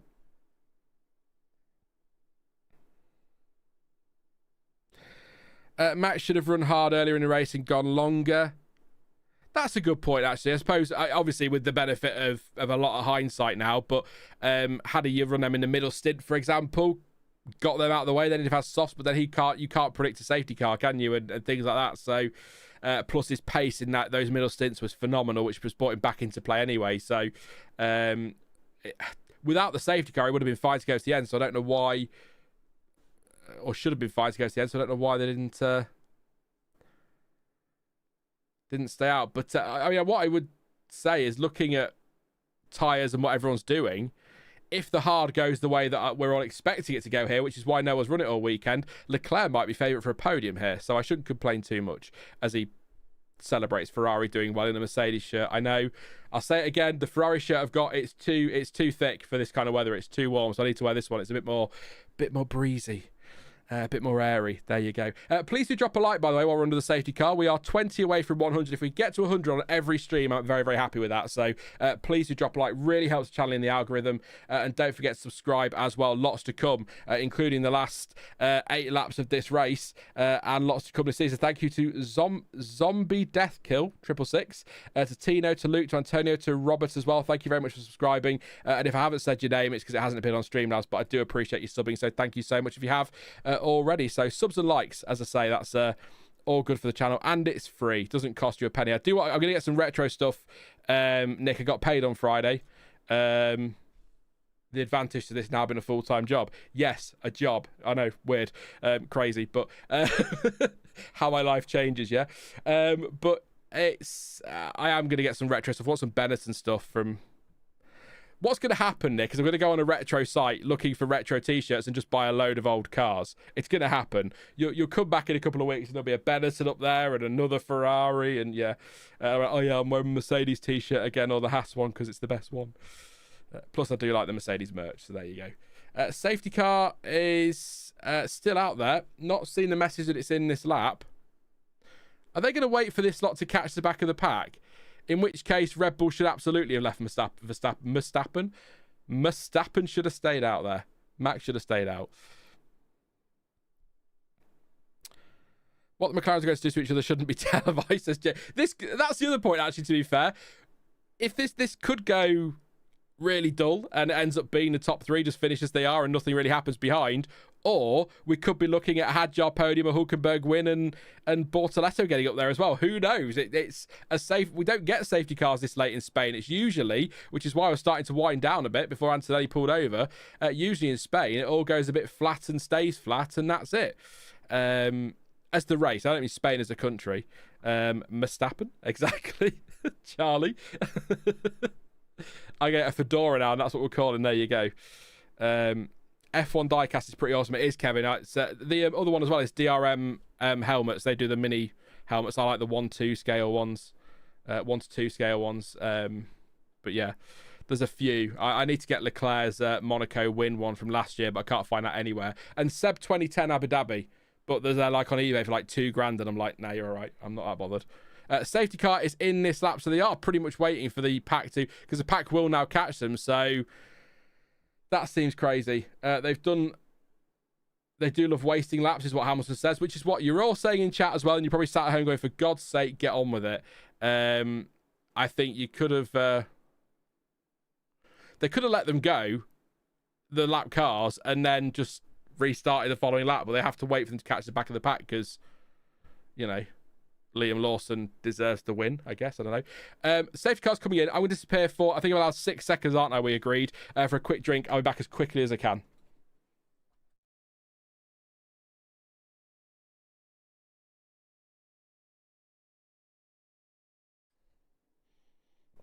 I tried to do 6 seconds. I couldn't have done that any quicker without choking. There we go. I gave it a go. I think I missed something because I was too busy trying to drink that quickly to be a pillock. But there we go. I'll get it told off now. It was 9 seconds. I still owe you 3 seconds. That's terrible. Here we go. Green flag. We're waiting to go. Piastri has bolted. What's this going to do then? Down at turn 13, we are go for the final 6 laps of the Spanish Grand Prix. Norris is close enough for a good tow here. Oh, Verstappen nearly with a big crash on the exit of the final corner, and Charles Leclerc is going to breeze past because those hard tyres will not heat up. This was dumb from Red Bull. And through, Piastri keeps the lead, and we've got Russell up the inside of Verstappen as well, and Verstappen's off track to stay ahead of Russell. We'll have to give that place back. Does rejoin to the right side of the bollard, or the correct side of the bollard. Leclerc is through to 3rd place. What have Red Bull done? Piastri does keep the lead. Norris 8/10 up the road. The DRS will be activated the next lap, but I think Verstappen's got no grip at all at the rear. He's twitching all over the road. The tyres are, yeah, saying that he rammed into him. He did the same. That's a penalty. So he says somebody rammed into him. We'll wait and see what happens. But Verstappen, the back of that car is all over the place. There is no grip at all. This was what I said. Warm-up is not... We've seen it all weekend. They've been avoiding the hard for a reason. They've been saying it. There's just no grip there at the rear. They're not warming up. And even though the track is at 47.5 degrees. Charles just rammed into me on the straight is what Verstappen's saying. But Verstappen was so all over the place on the exit. So he feels Leclerc needs to let him go. But, yeah.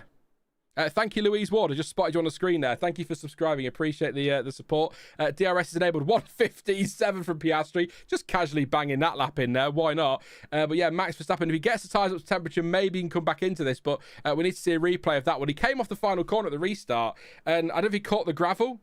And it just stepped out, and that was a big wobble. 10-second time penalty for Ollie Bearman leaving the track and getting an advantage to Verstappen. No, he just drops it on the curb. That's bizarre. And Leclerc did turn across on Verstappen, and there was contact. Did Leclerc pass him before the start? Where's the finish line? So the line's, where is it? There's the line. So no, Leclerc's fine. He's fine. Yeah. The finish line is further up, isn't it?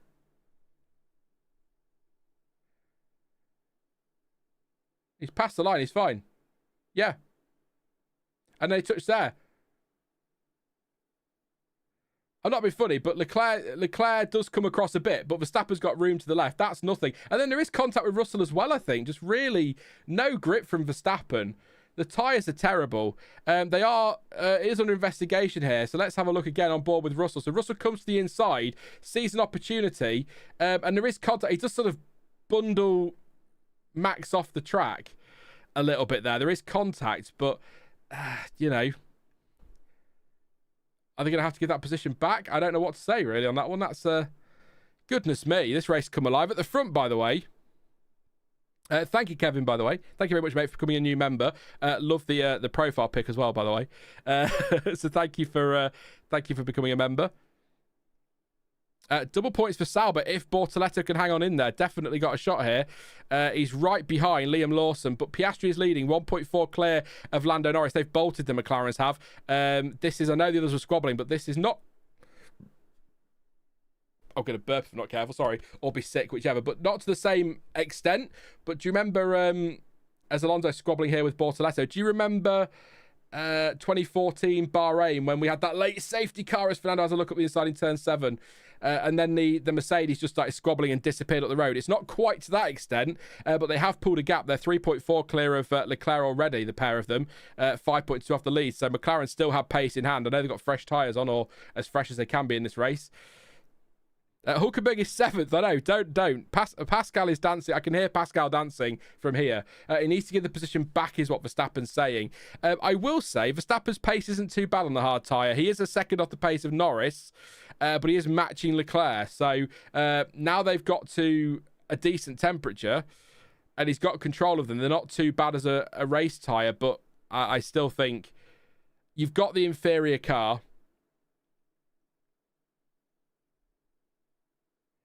Verstappen's been told to let Russell through, and he's not happy with that decision. I was just going to say, I know, he's got the inferior car. McLaren have the pace. The only way he could beat them is by doing something different, and then this is where Max annoys so many people. What is he doing? Why have you done that, Max? He went to let Russell through. Russell kind of went through, and then Verstappen just left on the inside of turn 5 and bumped into him. Alonso passing Bortoleto. What has happened to this race? Thank you, Kimi Antonelli. You get the Daniel Kvyat Award from Azerbaijan a few years ago. Many years ago. Russell's going to be furious with that, and understandably. He says, what the flipping Nora? He's going to have to let him through again now. But that was naughty from Max. He's gone to let him through and then just sort of gone in and... Yeah. Verstappen's angry, yeah. And that's exactly it. Seen red. It's the... Again, I'm in Mercedes gear, I get it, but as a big fan of Verstappen, this is where I can't defend when he gets angry. In the same way I could never have defended Schumacher when he got angry. As down the inside of Lewis Hamilton goes Nico bloody Hulkenberg up into 6th place. What is happening with Nico Hulkenberg? And when did he start driving for McLaren? It's up into 6th place. Alonso takes 10th. I told you he'd score points. I told you he would. 6th place for Hulkenberg. 1.2 behind Verstappen and quicker than him. So Verstappen pulls to the left, lets Russell through, and then just sort of sends it. Oh, that's really dumb. I'm sorry. That's really silly. That is so unnecessary. Why has he done that? He did let him through, but as we know from going back a long way now, Lewis Hamilton and Kimi Räikkönen in Belgium, you can't just send your car straight back up the inside when you've let them through. You have to let them get away. You have to let them through and then give them a bit of time to be ahead of you before you start throwing it back up the inside. That was so unnecessary. I know he's angry, but that is just so unnecessary. Why do it? Russell's got damage as well now. Nico Hulkenberg, if Russell's got damage and Verstappen keeps going backwards, could be looking at 4th place here. We are on the final lap of the race, by the way. More has happened in the last 8 laps than the previous bloody 58. That was a chaotic finish, and we've still got time. I mean, Verstappen is in DRS here of George Russell. How bad is that damage for Russell? Maybe getting a bit ahead of himself on Hulkenberg. He's still 1.7 behind Verstappen, but he is quicker than him at the moment. So, yeah. Where's Pascal? I need to see Pascal. Probably going mad somewhere. Verstappen and Russell in investigation. That has got to be a penalty for Verstappen, I'm afraid. It has to be. You just can't do that. It's just not necessary. I just don't understand why. Has chat got an answer? I don't understand why. Why? I know angry, red mist maybe, but What do you ever... As the turn 1 incident, no further investigation for Verstappen and Russell. I didn't think that would be. That felt like a safety car restart, first corner, nobody backing out kind of thing. Although I could have seen it going the other way if it was later in the race. But Oscar Piastri, through all of that, pulled 2.5 seconds on his teammate, rounds the final corner, and wins again as Robert Lewandowski waves the flag. Oscar Piastri is a Grand Prix winner again. How many is that this season? 42? Lando Norris comes home second in a pretty comfortable McLaren 1-2, despite the late safety car. It's Charles Leclerc third, it's George Russell fourth, it's Max Verstappen fifth, for now, but it is Nico bloody Hulkenberg, 6th place in the Sauber. It's 7th for Hamilton, 8th for Hadjar, 9th for Gasly, 10th for Fernando Alonso, told you, 11th for Liam Lawson, Gabriel Bortoleto 12th, Yuki Tsunoda 13th, Sainz 14th, Colapinto 15th, Ocon 16th, Bearman down to 17th because he had that 10-second time penalty. Whew. I'm glad I had that drink before the safety car restart. I'll tell you that for nothing. Wow, that was all a bit chaotic. Lots to unpack. So if you are disappearing now, thank you so much for coming along. Really appreciate the support. We'll have lots to react to in just a moment. We'll get all this out of the way. Listen to what's been said over the radios. We'll have a quick chat, and then we'll do the recap and run through the order, and then we'll have a chat about what happened. And yeah, Max Verstappen, 10-second time penalty for causing a collision. Can't debate that. That's going to put him out the points, I think. So Nico Hulkenberg's P5, 10 points for Sauber. Max Verstappen will drop down the order. Just to confirm, 10-second time penalty for Max Verstappen. And that drops into 10th. Oh, 3.7 clear of Lawson, so he gets a point, does Max Verstappen. We'll talk about it properly in a minute, but I don't know why he did that. Safety car driver of the day. Well, Antonelli, or whatever failed in Antonelli's car was driver of the day, Nick. For sure. But yeah, I can't. I've got his 2021 winning car sat behind me. I've got t-shirts and hoodies out. I can't defend him on that. I can't. I'm not that kind of biased idiot. There'll be people who do, but so unnecessary. But Piastri's a winner. We'll have a look at what that does to the championship shortly once that all updates as well, when I run through the order. But, whoa. Rosberg was calling for a black flag. Thoughts? No, Kieran, that was not necessary. A black flag for that, no. Rosberg just tried to be controversial, I think. That's a 10-second time penalty is what that needed, and that's what it got. Yeah.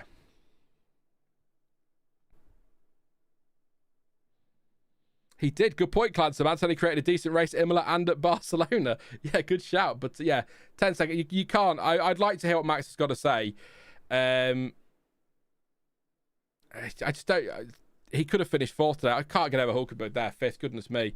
What a day. Where's Pascal? Is he in chat? Got to find him. Cheering. 10 points for Sauber. There you go. What a race from Nico. I said this earlier. Massive 8 points for Sauber. It's now 10, like he says. That's incredible. But Piastri, what a drive. What a drive. And, you know, not be funny, but had Norris in his pocket today, didn't he? Absolutely under control all race.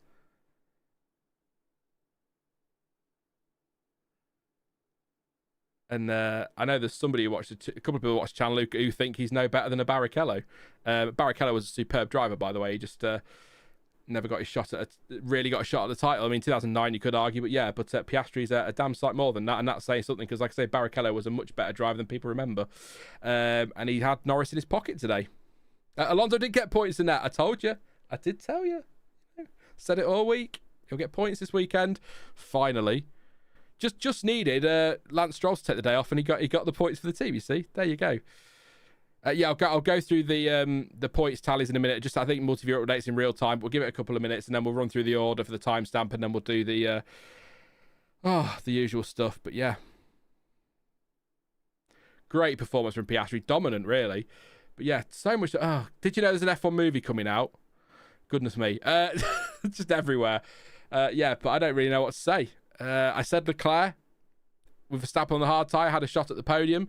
He did. I think the anger from Verstappen came from, and we'll talk about it in a minute, I know, but the anger from Verstappen came from pretty much the minute those hard tyres went on. He wasn't happy on the radio. They said it was the only way he could go. with the tyres because he had nothing else left, really. We don't know what state those final set of used softs were going to be like. He'd used the new softs, then 2 sets of used and had 1 set left. Don't know what they were like, so couldn't use them. No mediums available. It had to be the hard. But off that final corner, that slide that he had, that twitch, which allowed Leclerc to come alongside, the contact on the straight, he's already angry at that point. Then gets that into that sort of wheel banging with Russell at turn 1. That annoys him. Then he thinks that Leclerc's got to give the position back. So he's getting annoyed at that, and then he gets told he has to let Russell through, which then results in what we saw at turn 5, which was, completely unnecessary. I don't really see the point in that other than just trying to make a point because he was angry. They have noted the start-finish straight incident with Verstappen and Leclerc, by the way, the stewards. They're going to have a look at that for causing a collision, but I don't understand why he did that other than just frustration and anger.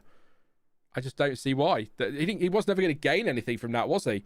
Even if he got back past Russell with a clean move, the stewards will have told him to let him back through again anyway, because you can't just let a driver through on the entry to a corner and then shoot past on the exit. As we've seen in the past, that'll get you a penalty. So you've got to let him go, and then maybe a corner or two later have a go, but you can't do it straight away. So whatever he was trying to do, he was never going to gain from that. So all I can assume is it was just anger and frustration and just... I don't understand why. And it's the side of Max Verstappen. I love his aggression. I've said this so many times. It's why I am such a big Verstappen fan as I sit here in Mercedes gear. But I am a big Verstappen fan.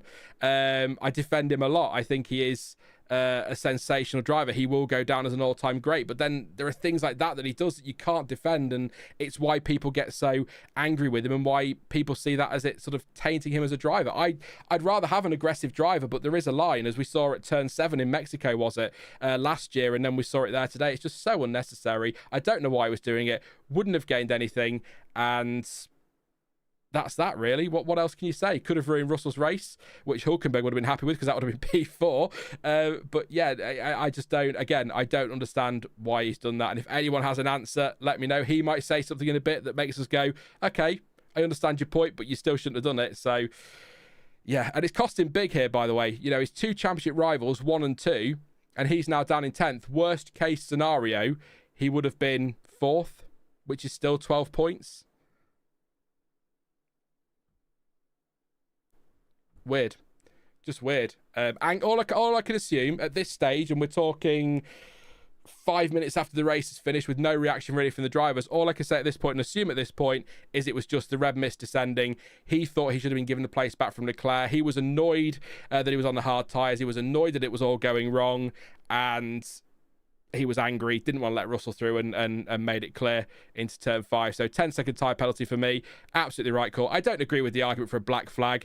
If that had been Alonso or Hulkenberg or Russell, then the words black flag would never have left Nico Rosberg's mouth. It's just because it's Verstappen and it'll stir up controversy. That's all it is. The commentary equivalent of clickbait. There you go. So I don't think black flag. I think 10-second tyre penalty is enough for that. It's punished him. He's down to 10th place. Let's see what they decide on the Leclerc Verstappen start-finish straight incident. See if they decide on something for that. But yeah, frustrating for Verstappen, angry from Verstappen, and ultimately in that one moment, it's going to be tough for him to turn the championship around if McLaren keep this up anyway. But if he drops that level of points every weekend to them because of moments like that, then it's not going to happen, is it? Title 5 will have to wait. Max the bully should be made to sit in a corner with a pointy hat for a few weeks. I like the idea of him getting a proper an F1 naughty step would be quite cool. If it wasn't for Max, this race would have been another sleeper, says Cryptes. If it wasn't for Antonelli's car failing, it would have been another snoozer. It needed the car to fail, but I don't think making the race interesting is a fair reason. I'm not saying you're saying this, but I don't think it's a fair reason to be clouting against George Russell for what appears to be no reason. Now, if it turns out that George Russell, in some incredible moment at high speed, jumped out his car, punched Max Verstappen in the face, hopped back in, and we never saw it because it was so quick, then, fair enough. But I don't think that happened. In fact, I'm almost certain that didn't happen, and I'm going to sit here and say no. Killjoy says, great stream today, Sean. Time for me to get some breakfast. No worries, Killjoy. Thank you for popping along. Make sure you leave a like before you go and enjoy your breakfast. I don't know what you're having, but I might do a curry tonight. It is quite hot, but apparently curry's good in hot weather, which seems like it shouldn't be the case. But it is. So I might do a curry tonight when I finish the stream, but while I'm waiting for Thomas to get his videos to me. A 10-second penalty for deliberately hitting someone. Disagree. He needs to be made an example of. This isn't NASCAR, says Louis. Yeah, but you can't. There are a lot. It's debating deliberate, isn't it? To us, we can sit here and say he deliberately did that. He might say, I went in hot, but I had no control of the car because the tyres were knackered and it was just an accident. I didn't mean to do it. The stewards can't prove otherwise. So if we start letting the steward, what I'm saying, Louis, I'm not saying you're completely out of order with your statement, but let's not give the stewards any more wiggle room than they've already got, because they keep making some shocking decisions anyway. Let's not allow them to use too much individual interpretation, or we will be in trouble. So the strategy was interesting even before the safety car, says Murray. It was. The strategy element was interesting. But in terms of action, outside of, I mean, even I say outside the midfield, it went a bit flat, didn't it? Apart from Liam Lawson causing chaos back there. So, yeah.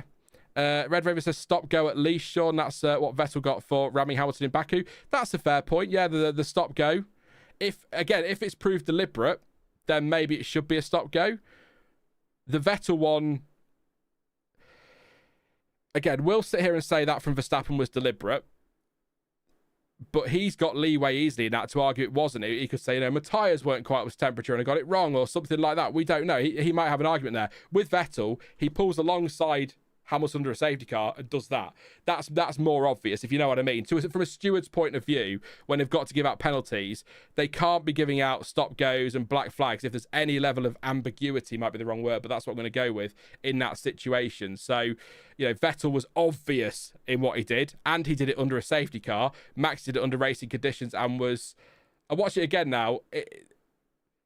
I would say it's deliberate. You will say it's deliberate. Max Verstappen superfans might say no, but the stewards, he does go fucking flying in though, doesn't he? Wow. From that angle again, maybe, but you can't let the red mist descend like that, but we'll see what he says. I'm not going to explain myself very well at this point because it's all happening very quickly after the stream, but I tend to waffle a lot and get to a point that I don't mean and then make a fool of myself. But I think if there's any level of doubt there from the stewards that wasn't deliberate, or that was deliberate, whichever way you want to look at it, then they can't go slapping him with that kind of penalty when the Vettel one was so obvious. In fact, didn't Vettel say it, basically? In fact, actually, funnily enough, Red Raven, while you're here, mate, we were talking a bit ago that in 16 days' time, it will be 8 years since the first video on the channel, which was the Azerbaijan Grand Prix, where Vettel did that to Lewis Hamilton. So, funny how that works, isn't it? So, let me know what you think in chat. Was it deliberate? Do you think it should have been a black flag? I don't think black flag. I think 10-second stop-go penalty is a fair argument from Red Raven there. Depends on whether the stewards feel it was deliberate or not. But 10-second time penalty minimum, let's put it that way. But yeah, we're not stewards. By the way, can I make something clear on stream right now? I would not want to be a steward. Good God, no. First of all, filing through that rule book at every opportunity, no thanks. But also, there's so many grey areas around the rules and what is deliberate, what isn't deliberate, what is a collision, what isn't a collision, what is alongside. If your left arse cheek is just the right side of the guy's right face cheek, then whatever, that's considered a side-by-side. I can't be bothered with any of that rubbish. I thought Max had dropped it there. They're watching the replays in the cooldown room. I thought he dropped it on that corner and was in the wall. I think Perez, Hungary, am I thinking of there? It was a forced India. Was it Perez or Hulkenberg came off that final corner in Hungary one year and hit the pit wall? And it was like Vettel did it as well, didn't he, actually? Nearly raced ending. I thought that's what he'd done there, but yeah. We'll talk more about Verstappen in a bit. I'll run through the order shortly. What a drive from Oscar Piastri, by the way. Let's see what you're... Stop running my age. My bows do that plenty already. Red Raven, mate. I feel for you. I can't remember. I think you've told me how old you are before, so I can't remember. But I now make a lot more noises when I do things like, standing up. Getting out of bed in the morning is a lot of... I'm at that age now, unfortunately. I will say this, actually. I've just seen somebody saying, where are you? Clancy says, sack the Red Bull strategist, ? I wouldn't sack the Red Bull strategist, but none of that happens if they leave him out. I don't know. I still don't know. I said it live. I've now got a little bit of time to look back at with hindsight. Maybe I'll feel differently in an hour. But I still don't know why they pitted him. If they didn't have decent tyres available, they may as well have left him out. Yes, he'd done 11 laps on those soft tyres, but we had only 8 laps left at the end of the... Was it 7 laps or 6 laps in the end? It was 6 laps, wasn't it? 6 laps he'd have had on those. at racing speed, the rest under safety car, I think he'd have been fine to the end on them. And I'm not saying he would have won, because I can see Piastri would probably have got past him, but he'd have been on the podium if they'd left him out. He would have led through the safety car. Maybe McLaren on fresher soft tyres would have got through, but they were still used with 3 laps on them.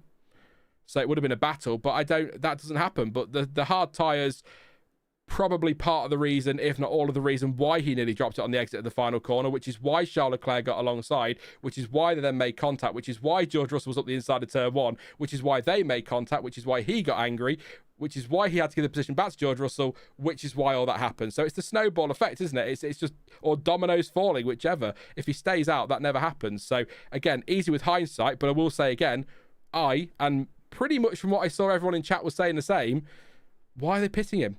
You've got the slower car, the inferior car. The only way you can beat McLaren is with a bit of luck and try something differently. Leave him out. Nothing to lose. So, there you go. I guess there is a concern that tyres fall off a cliff like they used to do back in day. Thinking back to the Pirelli days where they were built to last about 7 minutes, let alone laps. But yeah, maybe there was that concern because Hamilton fell off a little. In fact, actually, I think, is that what Clancy's saying? I expect Red Bull were afraid the tyres would fall off like Lewis's did. But yeah, but, you know, even if they have fell off, what, 5th or 6th today, maybe? It's better than 10th, isn't it? So I just don't understand the call. And what I don't understand as well, by the way, before I'm going to wrap up in a minute, we're going to run through the order and then we'll have a chat again and I'll take some questions. But the other thing I don't understand, what has happened to Red Bull this year in the pits and strategy-wise? Why have we're suddenly at this point now where Red Bull are making weird calls on strategy, slow stops, mistakes in the pit stops. We haven't seen that for a very long time. And I'm gonna put a theory forward here. Can you remember back in the days of Mercedes domination, let's call it that, and everything went smoothly. The pit stops were fine. They were all really quick. There were never any mistakes. Everything was great. They were the pit stop and strategy gods. But they were never really under any pressure to make a mistake. As soon as Mercedes then started to get put under pressure from Ferrari and in particular Red Bull, suddenly those mistakes started creeping in and the bad strategy calls were creeping in. Is this what we're seeing at Red Bull? The domination of 2023, the not domination of 24, but you know, there was a challenge from McLaren, but Max sort of always just about had that covered off. 22 as well for much of that season. They were never really massively threatened for particularly 22 and 23. So if they were never under pressure, they were always getting the stops right because it wasn't really, they had to think on their feet. They could just react to everybody else because they had the gap they needed. They got the tyres right. They were calmer in the pit stops, less mistakes or fewer mistakes because they're not under that pressure. Whereas now they are under the pressure from McLaren and they're the team playing catch up and they're having to think on their feet. They're making the mistakes. So is that something that we're looking at now that is part of that? They lost Jonathan Wheatley, as Addy Boys just said in chat there. So that's a good shout. You know, there are people that they've lost as well that could have contributed to that. But I just wonder if it is a similar situation. And maybe when we see teams nailing strategy and getting great pit stops, we should praise them absolutely, but also go look at it and say they're not really under the pressure that they might have been 2 years ago or might be in 2 years' time. I don't know. It's just a theory. It might just be coincidence, but it's interesting that those two have not... They've not mirrored each other, but there are sort of comparisons to be made there. So I wonder if that's part of it. Maybe. But then Ferrari are doing really well in pit stops. They're just not doing well with strategy this year. So who knows? It's just a thought. I'd be accepting that Ferrari job if I was Horner, as he's not staying anyway, says Moray. Well, the line from Red Bull is that's rubbish. But yeah. not sure what happens to Horner long term. It does feel at Red Bull like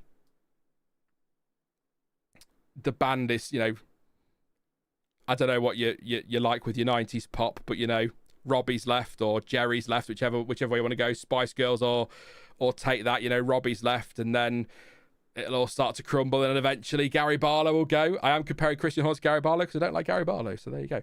But yeah, maybe that's what's happening at Red Bull. It's all just sort of, they're all going their own, you know, look at what happened at Ferrari when, you know, Todd and Brawn and Schumacher and that all started to go. It all started to change, didn't it? So I could have used that. It's an F1 channel. I could have easily used an F1 reference there, but I went with take that. Only on the F1 word. There you go. Well, I'll tell you what then. I'm going to going to have a quick drink. It's Canada next, by the way. One of my favourites on the calendar. Have a quick drink. I'll then pause for a timestamp. We'll run through the order. I'll do the championship standings. Then we'll take some questions, and then we'll probably leave it there. So give me... I'm going to take a good 10 seconds here because I need to breathe after that. So give me a few, and I'm back in just a sec.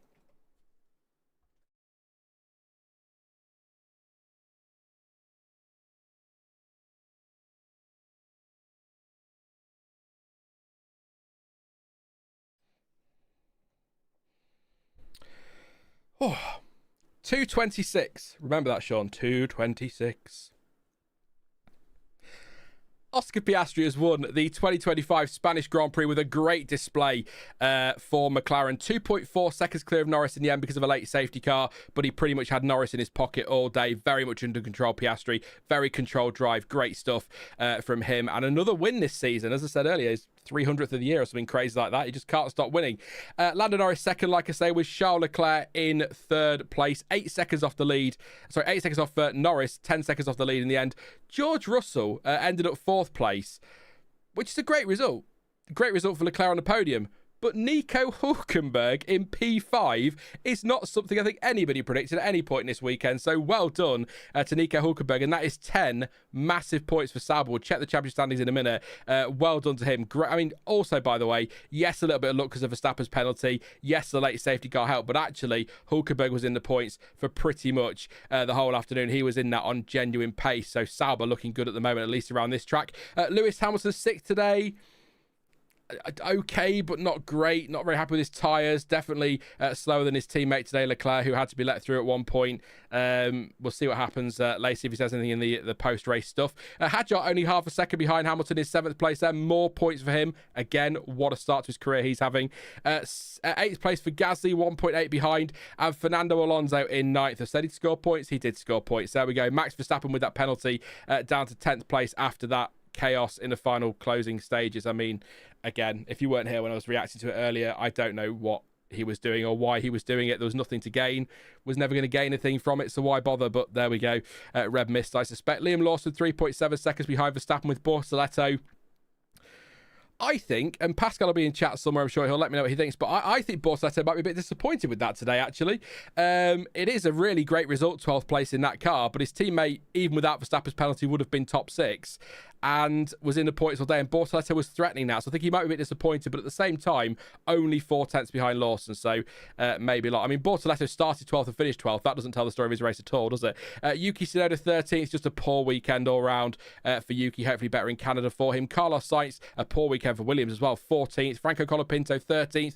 Colapinto 15th, Ocon in 16th, Bearman 17th, took a 10-second penalty towards the end of the race as well, which is why he dropped down where he did. Antonelli's retirement with a mechanical problem at turn 10, that triggered all that absolute chaos, and Alex Albon retired earlier after being one of Liam Lawson's victims this afternoon, because he was involved in everything, that's for sure. In terms of the sector time, Sean, you don't want those. In terms of the championship standings, Oscar Piastri now 10 points clear of Lando Norris, and I know, as we saw last season, these things could change very quickly. But I think that today from Verstappen has given him a very, very tough task. A task that was already tough is even tougher now, is what I want to say there. So big ask there on 137 points. Russell on 111. Leclerc in 5th on 94. Hamilton in 6th on 71. Antonelli still in 7th on 48. Albon still has 42 points this season. So poor weekend for him and Williams, but overall this season, great start. Hadjar on 21 points, by the way, up to 9th place with another 6 today. Ocon in 10th. Hulkenberg leaps all the way up to 11th place and on to 16 points in the Sauber. Sainz is on 12, Gasly 11, Tsunoda 10, Bearman 6, Liam Lawson 4. Celebrate. I want to see lots of celebrations in chat. He's finally done it. Fernando Alonso has 2 points on the board. He's 18th, but he's still got 2 points on the board. Long way off his teammate, but who cares? It's still 2 points for Alonso. Good stuff for him. Bortoleto does move up to 19th in the standings, by the way, because of his finish today. And Colapinto is 21st. I think that's right. No, it might be. McLaren top of the constructors. They're gone anyway. 43 more points for them today. 362 place. Ferrari's 165. They move up into second place. Ferrari, Mercedes down to third on 159. Red Bull dropped to fourth on 144. Williams stay fifth on 54 points. Racing Bulls move above Haas onto 28 points into sixth. Seventh for Haas now on 26 points. And Sauber do jump all the way up to eighth in the standings. 2 places passing Aston Martin and Alpine along the way for 16 points. Aston Martin also have 16, but that fifth place for Hulkenberg is a better finish, so he wins that on count back, or they win that on count back. And Alpine 10th place on 11 points. So lots of points for all the teams, actually, to be fair, which is good to see. But Alpine are rock bottom for now. Oh, well done, Fernando. That's all I'm going to say. So, yes, please do drop a like, by the way, and subscribe. We'll do that again in a minute. But, yeah, any questions for me before we roll on? I don't know what else to say about the Verstappen thing. I think Red Raven makes a good point on the stop-go penalty with the Vettel thing. But again, like I say, that's the stewards have to be certain that was deliberate. We can sit here and say it was or it wasn't, or we like, but they have to follow the bizarre rule book they've got. So difficult there. So I will come to that, Steve B. I've got it here. It's on my list. It's right in front of me now. I've got it. And there was one as well, I think, from... was it Red Raven or Kevin had one, I think, as well, that I wanted to answer. But yeah, we'll do that in a minute because that might get clipped up as a short for those who don't watch the stream. So, yeah. Exactly. Do you know what, Clansome? It's funny you say that. I was reading that. I was like, Ferrari are up to second? Yeah, they are up to second place. How are they second? It makes no sense. Absolutely crazy. So, yeah, I just... I'm going to watch this. I'll tell you what, I know this isn't great viewing for a stream, but we are fans, and that's the point of these streams.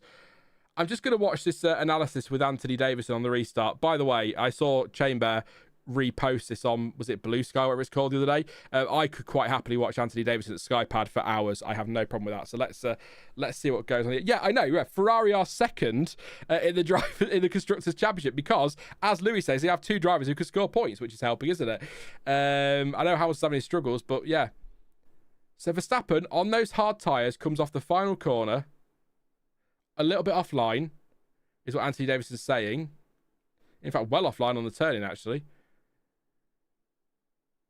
And then he's going to go onto the curb, which is going to make the car step out. It's a good save. Yeah, absolutely a good save. That allows Leclerc alongside. The stewards are going to investigate this, by the way. So the start-finish line comes up here. He's well clear of that. That's fine. This is the first contact we're looking at now on the Skypad. So Leclerc's to the right as we look at it. The left if you're looking back up the straight. And he's going to try and work out now who's moving which way. This is why I like Anthony Davidson. I also find as well with Anthony Davidson, by the way, while he's putting his arrows on the screen, I do actually feel that he's probably, of all the Sky pundits, he feels like the most balanced, if that makes sense. Doesn't feel anywhere near as biased as some do. I'm not saying that Sky are biased. I wouldn't dare say they absolutely are biased.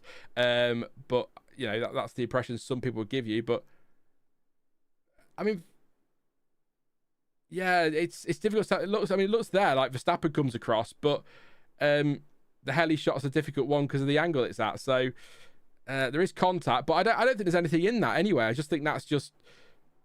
Yeah, and then there goes Russell down the inside, and this is where they're going to make contact now. Which is also, Verstappen's already angry at this point because of the hards, angry because of the loss, angry because of the contact with Leclerc, feels he should have been given that position back, angry with the contact with George Russell, which is weird. So he's already pissed off anyway. Oh, it's such a good... I'll tell you what, the onboard of Verstappen, if you haven't seen it and you're not watching on Sky, that save out the final corner, that is a big save. That is a big save. And a good save. No, I like Naomi Schiff as well. I just feel like Anthony Davidson's the least biased of them all, which is funny because he's actually, isn't he a Merc simulator driver? So he could be biased if he wanted to be, couldn't he? I don't know, but yeah. They're watching the steering wheel now. Just trying to say, I'm not really overly fussed about the Leclerc one, to be honest. I'd be surprised if this ends in any sort of penalty, but then I've been surprised a couple of times today, so who knows? But yeah, straight steering wheel from Verstappen. Yeah, there's some movement in the steering wheel, but no more than I'd expect on the straight. And there's the contact. So I don't think anybody's. Yeah.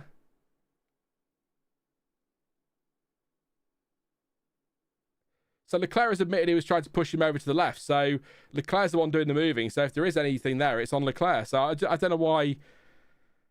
Yeah, certain angles are showing Verstappen moving, and then the one that we're looking at here on the onboards, he's not. And if Leclerc's taking responsibility for that, then that's the end of that then. And we'll see if they decide to penalise him for that.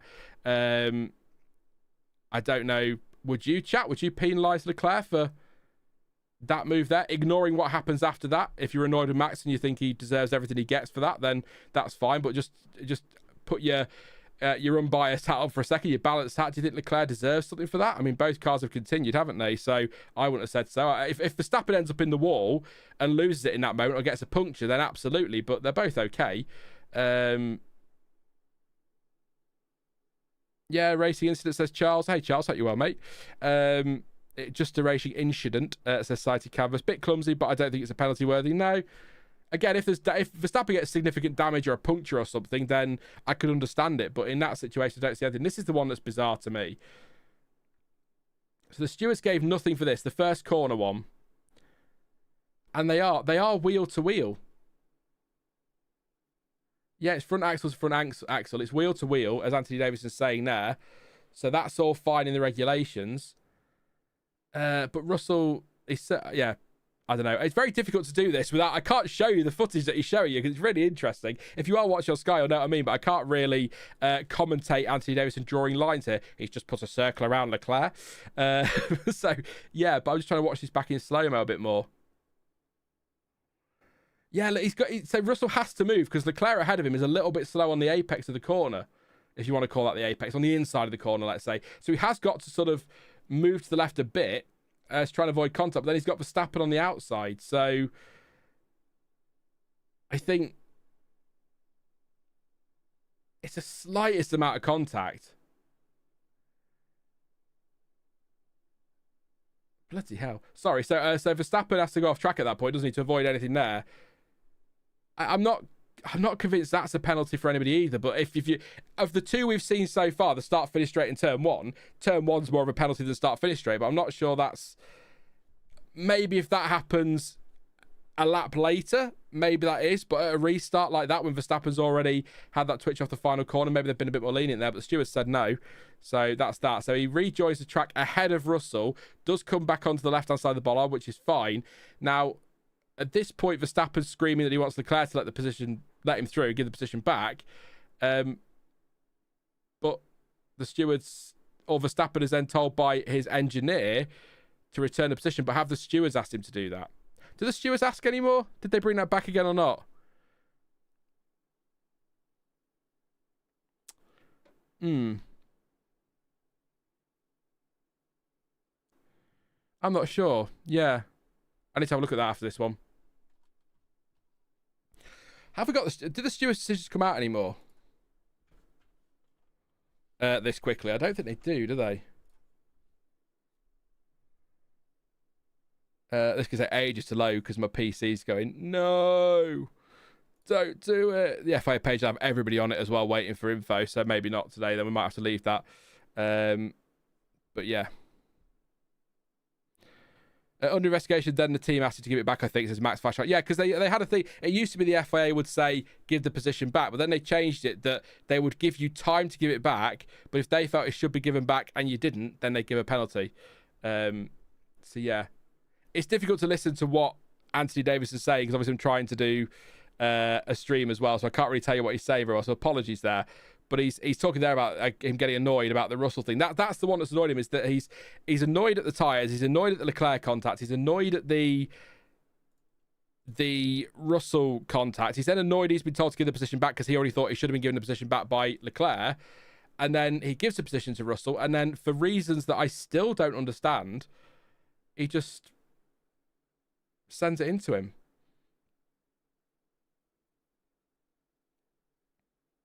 I mean, Max has left space on the inside of turn one, so he's going across the runoff to take evasive action. So he doesn't want any more contact, but I don't know.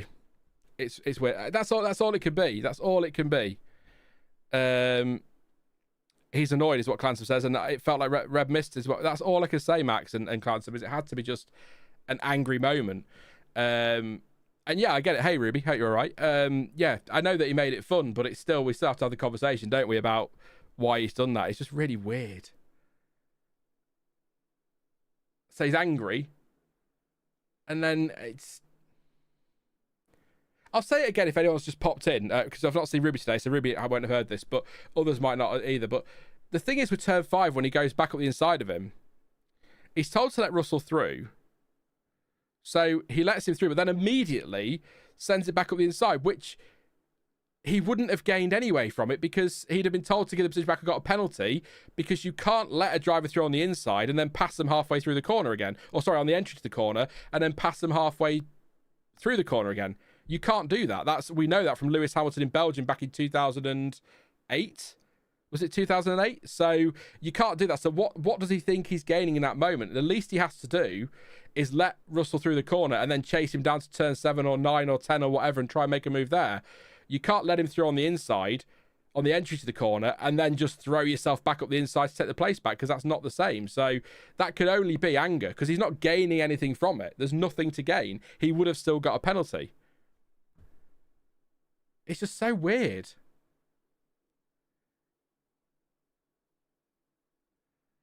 Anthony Davis said he thinks it's a retaliation to turn 1, but or what he felt happened in turn 1. But what's different between this and Mexico last year in turn 7 in particular? And what makes it weirder? I'm not defending what he did in turn 7. I said last year I thought that was appalling driving at turn 7 in Mexico last year, not turn 4, turn 7. The difference here is he's not fighting George for a championship. So it's not like it's him being aggressive in a championship fight. It just has to be a very angry Max Verstappen, which is, by the way, a terrifying thought. I wouldn't want to face off against an angry Max Verstappen in person, let alone in a car. Yeah.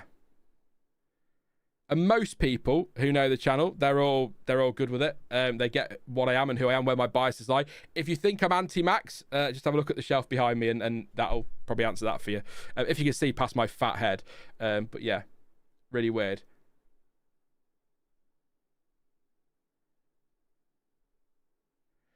Very strange. I mean, Nico Rosberg is saying that Max could have stayed ahead of Russell and not given a position up because he complied with the regulations, with the overtake. So, and he only went off track to avoid the contact, effectively.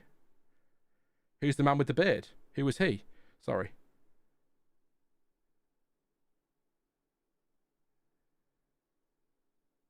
I'm sorry if this is bad streaming, I know, but I'm just trying to listen to what Nico's saying, sort of justifying his black flag comment, I think, but. And it is. I mean, it's a fair point that Nico Rosberg makes, and I think this is sort of what Red Raven and others were getting at, is that it was just not necessary. It's a red mist descending. He has just ploughed into him. So I get why the call for a black flag or a stop go is there, and compare it to the Vettel one as well was a good comparison. But I think the Vettel one was under a safety car, so that's dangerous as well, isn't it? Anyway, and you shouldn't be doing that. But I just think if the stewards can't prove that's deliberate, they probably can't give a black flag or a stop go, can they? But then they're quite happy to decide someone's wholly to blame. So, and in that incident, by the way, if you want to put it in steward's wording, that collision there at turn 5, Max Verstappen is wholly to blame. So it's yeah. I look, I could sit here and listen to Anthony Davidson. We could talk about this all afternoon. I have no problem doing that. I am not going to sit and read the rule book with you for 2 reasons. First of all, the site won't open anyway, won't load. Secondly, ain't nobody got time for that. I'm sorry, it's just not happening. So interesting. They do have the onboard for Max's car side to canvas. Yeah, they've been showing it on the thing. He just goes in. He just plows into him. He's obviously braking for the corner. You've got to brake to a point, but he's just gone in hot, hasn't he, and walloped into him out of frustration is all I could think. But just strange. 50 points behind now as a Nets. And that's the key here, by the way. That's a really nice, timely comment there, Annette, actually. He's 50 points behind in the Drivers' Championship now. Yeah, right, fine. He can...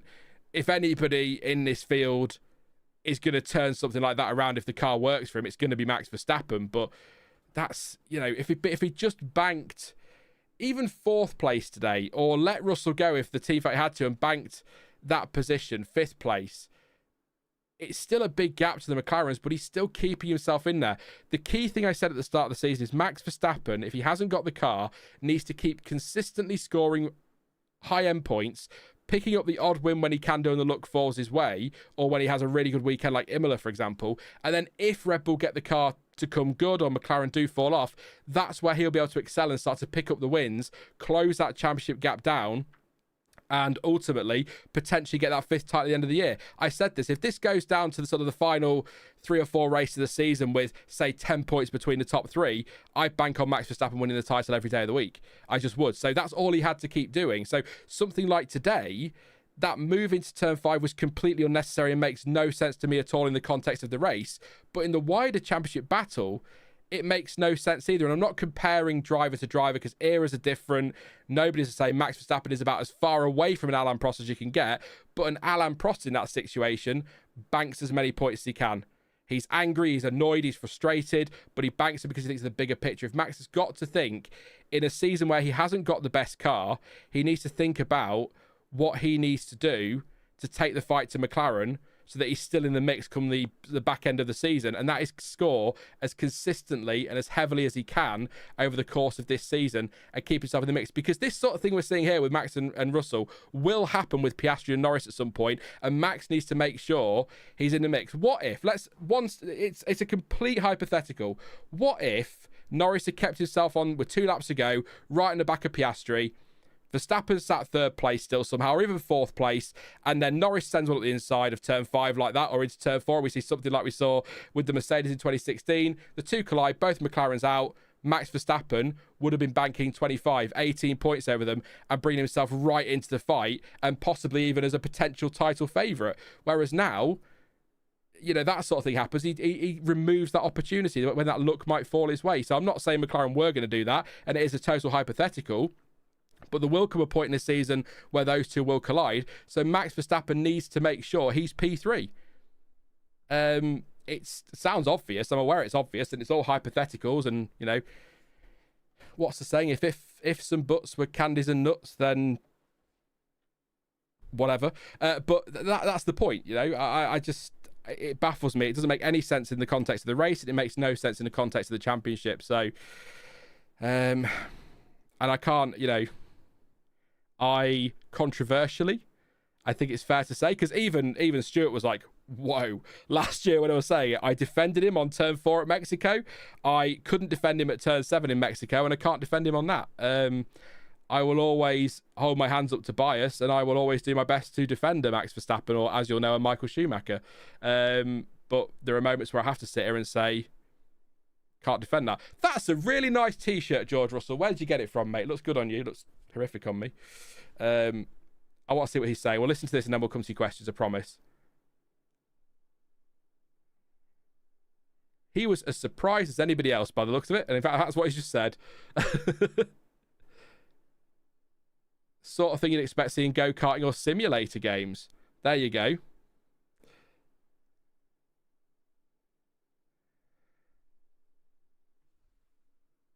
Maybe it's a Mercedes T-shirt, because George Russell is effectively saying what I said there. I don't understand what was going through his mind. John T's here. Hey, John T.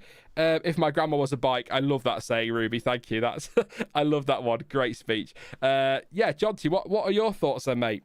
I think we're pretty unanimous in chat. I think some think it should have been a heavier penalty, but everyone seems to agree it should be at least a 10-second time penalty, so that's fine. But I can't make any sense of it, mate. I've just said, I don't know if you caught it, but I just said it makes no sense in the context of the race why he did that, and even less sense in the context of the championship why he'd do that. And yeah, George Russell is 16 points behind Max is what Jamie says, but crazy. Unnecessary is what George Russell said. Completely unnecessary. Doesn't make sense. Yeah. Open Discord and just get everyone in. Everyone come in. Let's all talk. Let's all talk on stream about it. But this is. I'll tell you this for nothing as well, very very quickly, as opposed to every time I charge. This is where I miss the race reactions. Because I think we get as many viewers for that as we would the Watchalong, to be honest. But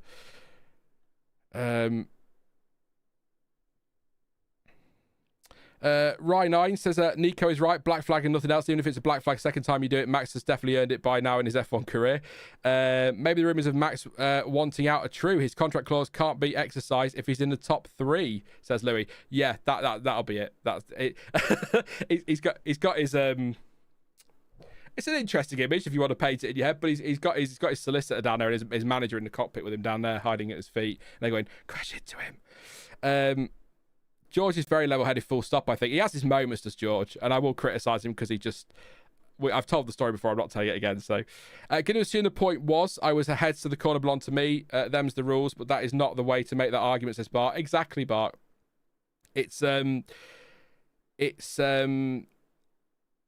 if he's pissed off, excuse the language, but even if he's really annoyed at what happened at turn 1 and then been told to give the place back, the answer to that is not what he did at turn 5. Exactly what Bart has said there. That's not the answer, which is why it makes no sense to me. You go to the stewards afterwards and you say, this is BS. And then you try and force them to make a change.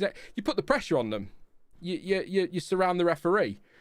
You force them to make a decision. And if they say that's oh, fine, then whatever. Then maybe next time when that happens at turn 1, they go, well, we need to give George a penalty because Max will be in there later shouting. It sounds stupid, but I'm not saying that people can be easy influenced, but it might make the stewards think. You at least go and ask the question, why have you not done something about that? And if you're not happy with the response, you put the pressure on. But you don't go throwing it on the inside of turn 5 and walloping into George Russell. Look, I'd imagine George Russell is somebody that a lot of people would love to just drive into the side of sometimes. But and I'm sure Max Verstappen is. There are lots of drivers who will be the same, but I don't get it. John says, sorry, had an internet spasm. Is that an age thing, or is rumours that Lance did something along the lines of punching a wall after qualifying, swearing at team, hitting things, says Neelish. As far as I know, and I do get information now, one of the benefits of all of this, one of the many benefits of all of this, that is not the information I have. This is something that has been causing him trouble for 6 weeks or more, and it's something that just at the end of qualifying, it was too painful for him. He needed to get some advice from or get some help from a medical expert. That's why he didn't go to the weighbridge. As far as I'm aware, and the information we have is that there's nothing to do with punching walls or anything. But that doesn't mean it's not true. I can only go off the information we've got. Actually, just one sec. We just got some team radio there that we didn't catch in the race. I am going to go quiet for just 10 seconds while we listen to this. I'm intrigued here.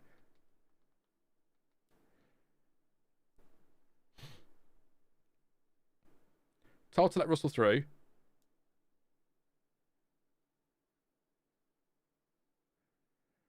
He just ran me off the road. And then GP says, and that's the rules. Did we catch that live?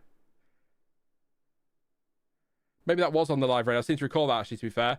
And then Russell says he just crashed into me. Yeah, that's... I don't know. I will say that I'm not blaming Gianpiero Lambiase, but I don't think they help each other at times, in those moments. A Bono, for example, would say to an Antonelli or a Hamilton, head down, we'll discuss it later or whatever. Whereas GP is very kind of like, well, they're the rules apparently or whatever. And I sometimes think just cool it a little bit. But, it's definitely the live feed. That's all right then. I did wonder then because I was like, I haven't heard this, and I heard it and went, I think I have heard this. Where's John T? How's his internet spasm going? He says that from a driving standards and safety point of view, that was worse than Jerez. Well, look, let's not get into Jerez again from 97, John T. We know Michael sneezed. Jacques Villeneuve didn't like it and turned into him deliberately. We know that. Minimum disqualification of 1 race ban, or 4 to 6 points, which makes it 12 anyway, said John T. I don't think I'd go with a race ban. I don't necessarily agree with the disqualification, but it's one of those as well that, as I've already said to Red Raven, minimum 10-second time penalty is all they could give. Stop go, I think, would have also been a fair argument, but if he had been black flagged, I wouldn't have been sat here going, this is a disgrace, this is terrible. Actually, again, going back to 2017 with the Seb Vettel one, I actually was pretty clear in my analysis of that I think he should have been black flagged, Seb Vettel, in that one. So, and that's from a Seb Vettel fan, so... Yeah, I wouldn't go with a disqualification necessarily. I certainly would go with a race ban, but I think that there has to be a conversation somewhere. They'll have to pull him to one side and talk about that, though, surely. Vettel accidentally hit Lewis while gesticulating, hands off the wheel. Verstappen had hands on the wheel. No, Vettel's wasn't an accident, Neelish. any F1 driver will tell you it's an accident in that moment. It definitely wasn't. And I know the two aren't completely comparable. I mean, you could say Vettel's was worse in theory because it was behind a safety car, but either way, it's just a comparison. It was definitely not an accident. And I've said this before, the stewards can't just throw penalties out and bat and disqualify drivers if they think it might have been deliberate. They need to know it was deliberate. We can all sit and say Verstappen's was deliberate. We're not the stewards. So, yeah. I think the ultimate point is, though, there's absolutely no reason why he needed to do it other than he was angry. And that's what I can't get. I've got to keep repeating that to myself over the next few hours. But, yeah. I don't know. I don't say I could sit here all day and just sit going why, but there's no point. It's not great content, is it? So that was using the car as a weapon with full intent to crash and nothing more. No braking, no attempt to turn and wait for George to pass in order to do it, says John T. Yeah, no, that's fair. No, I can see that point of view as well. So I can see why that. Yeah, no, that's fair. Again, I don't understand it. I just answer. I don't know if you've got an answer to this, John T. Last time I'll ask this one. I've asked chat and they don't get it either. But while you're here, mate, I'll ask you the question. What did he stand to gain from doing that? Because he wouldn't have been able to keep the position anyway had he got through, because you can't let a car through on the entry to a corner when you've been told to and then pass them again mid-corner. So he would have ended up with a penalty anyway. Whereas had he just backed off and accepted that, he could have had a go at Russell later in the lap or later in the race, or even just banked 4th, 5th place, whatever, and that was better for the championship. So I don't know what he thought he was gaining in that, other than just making a point, which is the only thing we could think it is. That's what chat's saying. Just the red mist descending and trying to make a point, and that's not the way to make the point. Very strange. Anyway, I'm going to quick refresh on the chat, and then I'm going to do questions. I'll tell you what I'm going to do first, actually, before we do questions from the chat, because I promised to do this, and I don't want to I don't want to get on the wrong side of CPB and Red Raven. They will hunt me down, and they will kick my ass. So let's... and they scare me. They both terrify me. I've got some great memes here, by the way. I shared them with John T yesterday of Isaac Hadjar. I can't... A picture of Lawson, Perez, Albon, Gasly, and Ricardo with Yuki Tsunoda stood there, and they're like, come join us, Yuki. And then there's one of the Terminator and some anime girl. You're going to tell me off for that, some anime girl. I don't know who it is. And the Terminator is a promotion to second Red Bull seat, and Hadjar's just under the desk crying. And that's the one I sent to my friend this morning. Behold, the field in which I grow my fucks. Lay thine eyes upon it, and you shall see that this is barren. That is how I felt this morning. Anyway, just thought I'd do that. So let's start with CPB's question.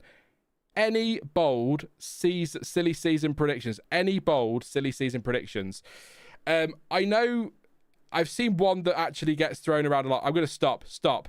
Max is talking. 1 second.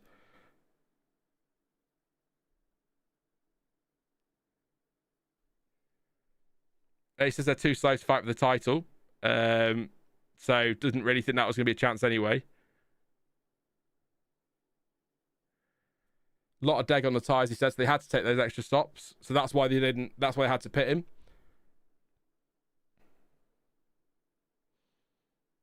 Yeah. Hard tyre wasn't a good tyre. Wasn't the right tyre, he says. I want the George. Can we just ask him the George question straight away, please?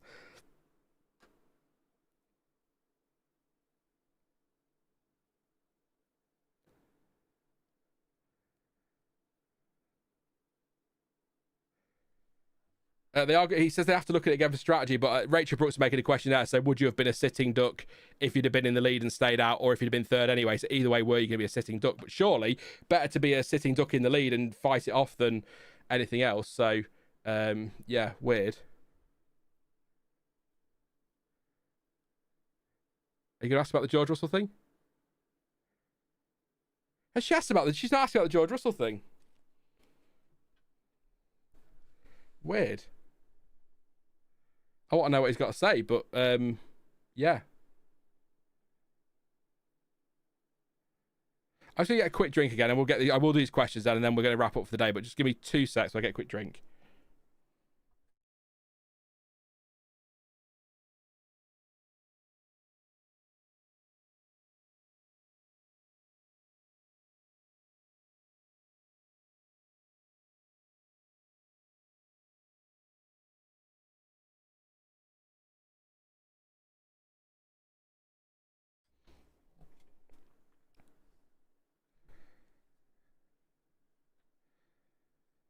Max says it wasn't out of frustration, that contact, by the way.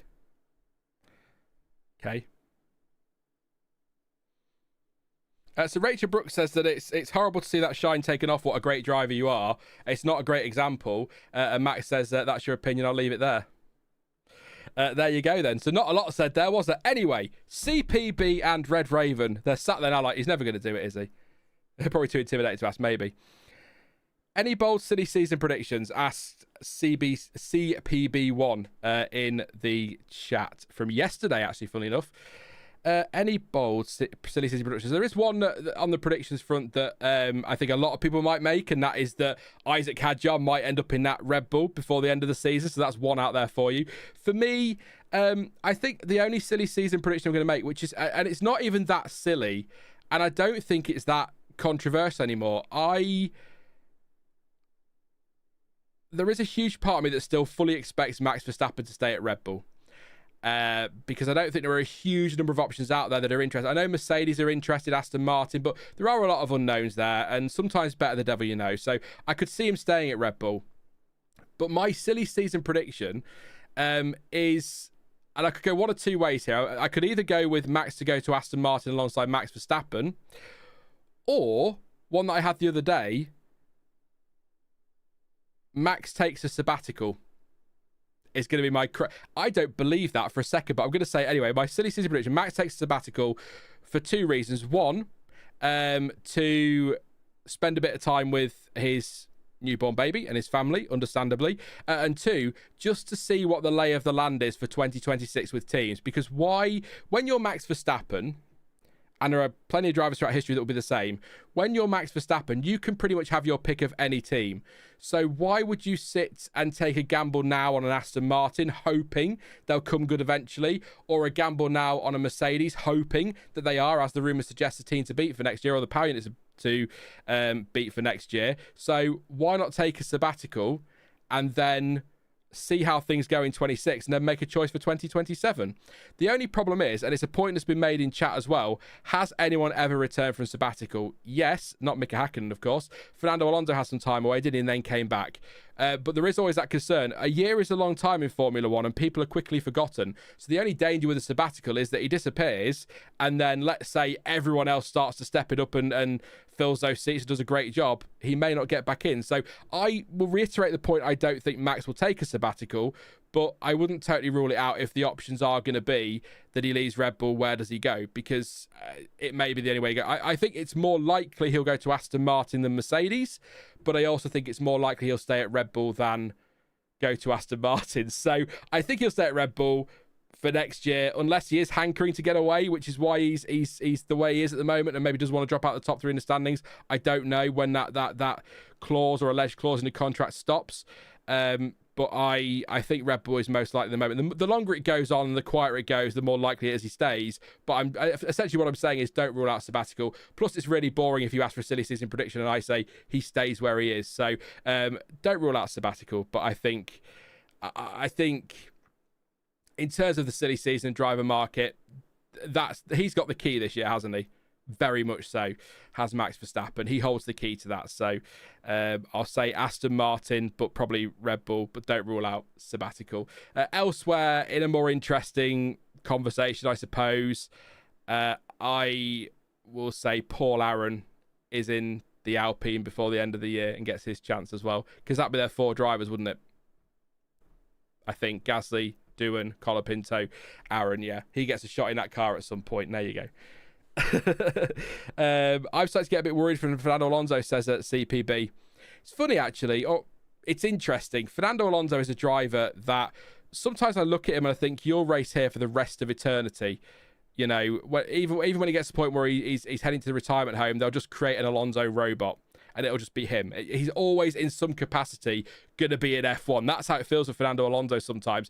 And then another week I look at him and he just seems like thoroughly fed up with it all. You know, when he came back with Alpine and he kind of had this new lease on life and was really cheery and loved racing and clearly missed F1 and wanted to be part of it. He still shows that at times, but then we sometimes see that back end of the years at McLaren where he was really fed up and had enough and didn't want to be here anymore. And I do wonder if maybe he is considering his future. Honestly, I I think Fernando, if he leaves F1, will go race elsewhere. I don't think he would just leave F1 and that would be the last we saw of him. But I do wonder if he's considering his options for next year. There is an option for 26 for him, which him and the team can exercise if they want to. But, he's not getting any younger, bless him. He's not that much older than me, which is a terrifying thought. But he's not getting any younger. So we are at the end of Fernando Alonso's career. We are pretty much at the end of Lewis Hamilton's career. At some point in the next few years, one or both will leave at the same time or within a year of each other. It's going to happen. It's the way it goes. I'm not being condescending. It's just the way it goes, isn't it? There's only so many. Football's the same. Most sports are the same. You reach an age, that's the end of it. So they'll both be leaving at some point soon. But I'd like to see Fernando go for 26 with Adrian Newey. The only thing I will add to that, though, is that already Adrian Newey is talking about how going to take a couple of years for the simulator to correlate properly with the racetrack. And if that's the case, then that doesn't sit very well for next year. It might take a couple of years for Aston to be challenging at the front. And if Fernando Alonso wants to win championships, it may well be that he gets in that simulator to test the car for the first time properly in the summer or something. And Adrian Newey says, look, it's a good car. You might be fighting for top 5 in the championship, maybe top 4, but as a title contender, it's going to be a couple of years. And Fernando might say, I can't wait a couple of years, and then might decide to go. So I'd like Fernando to stay and give 26 a go with an Adrian Newey design car and try for number 3.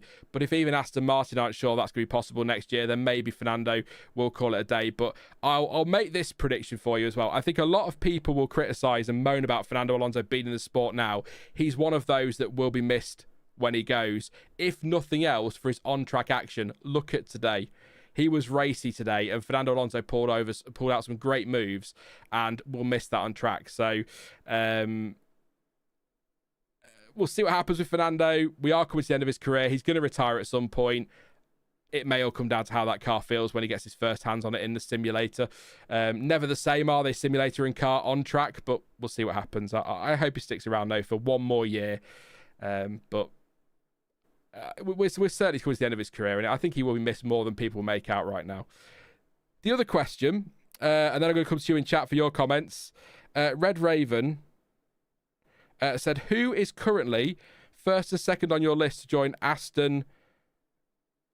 Oh, I've read that wrong. Sorry, I didn't take a big photo.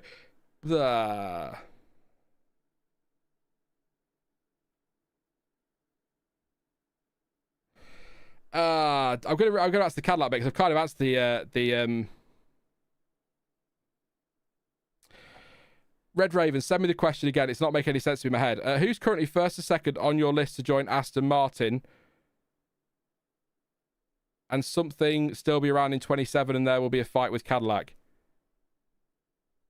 Fighting Golf Ball says iPhone. It was free.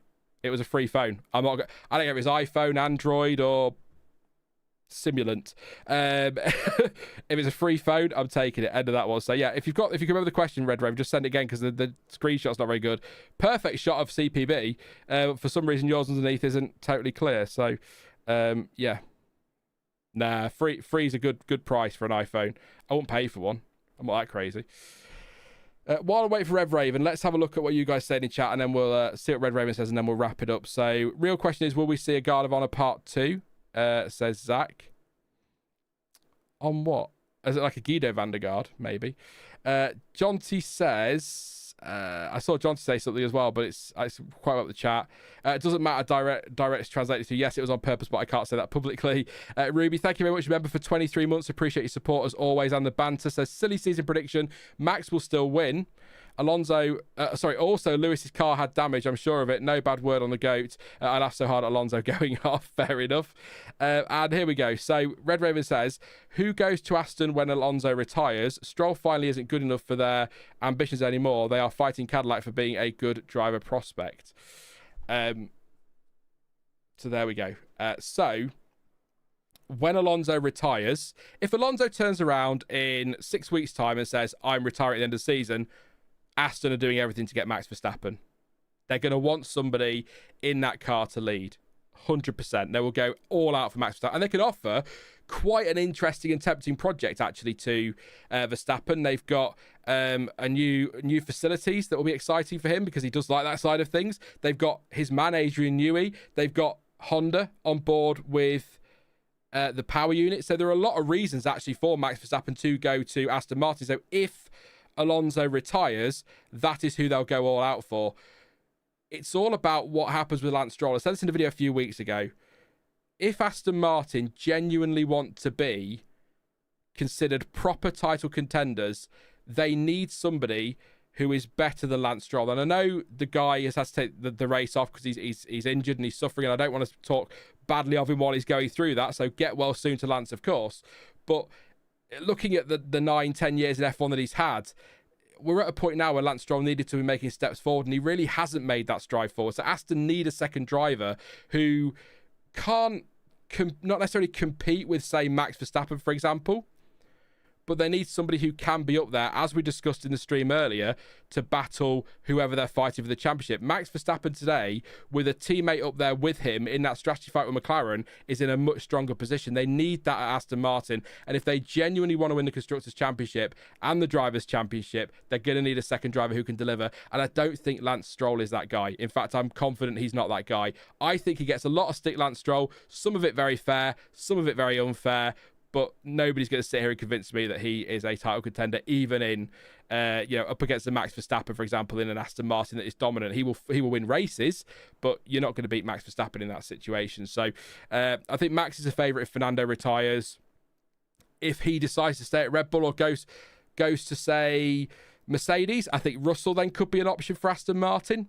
If Max was to go to Mercedes instead, if he sticks at Red Bull, who'd you go for to lead that team? I mean, would you go and look at Charles Leclerc, for example? I know some don't rate him that highly, but he's frustrated at Ferrari. Ferrari not really taking the steps forward that he needs to take. He's not old, but he's not young anymore, Charles Leclerc. So he kind of needs now to be in a car that can fight for a championship. So would you go and chase him if you are Aston Martin and Max isn't available or George isn't available? Maybe he's an option for them. And I'm going to throw his name in there again, Pierre Gasly. You could do a lot worse than Pierre Gasly in that car. He's proven since being dropped by Red Bull that he's a good option for any team. So maybe Tsunoda, but Tsunoda's stock is dropping right now, and we all know that car's terrible. The second car at Red Bull is a bad car. Nobody seems to be able to get to grips with it for the most part or consistently. So maybe Tsunoda isn't going to get that now, but Honda ties could happen. So for me, again, I'll reiterate the point because I'm waffling, but if Alonso decides to retire, Aston go all out for Max Verstappen. It's a good point on the Aston and Cadillac thing. I think Cadillac is an exciting prospect. I'm going to make this point as well, back to the silly season stuff. But if Cadillac want a massively experienced lineup, which I think they should go for, honestly, I think that should be their priority now, is to go with a lineup that's as experienced as possible. They've got a new power unit they're working on behind the scenes, so they're going to need great feedback for that.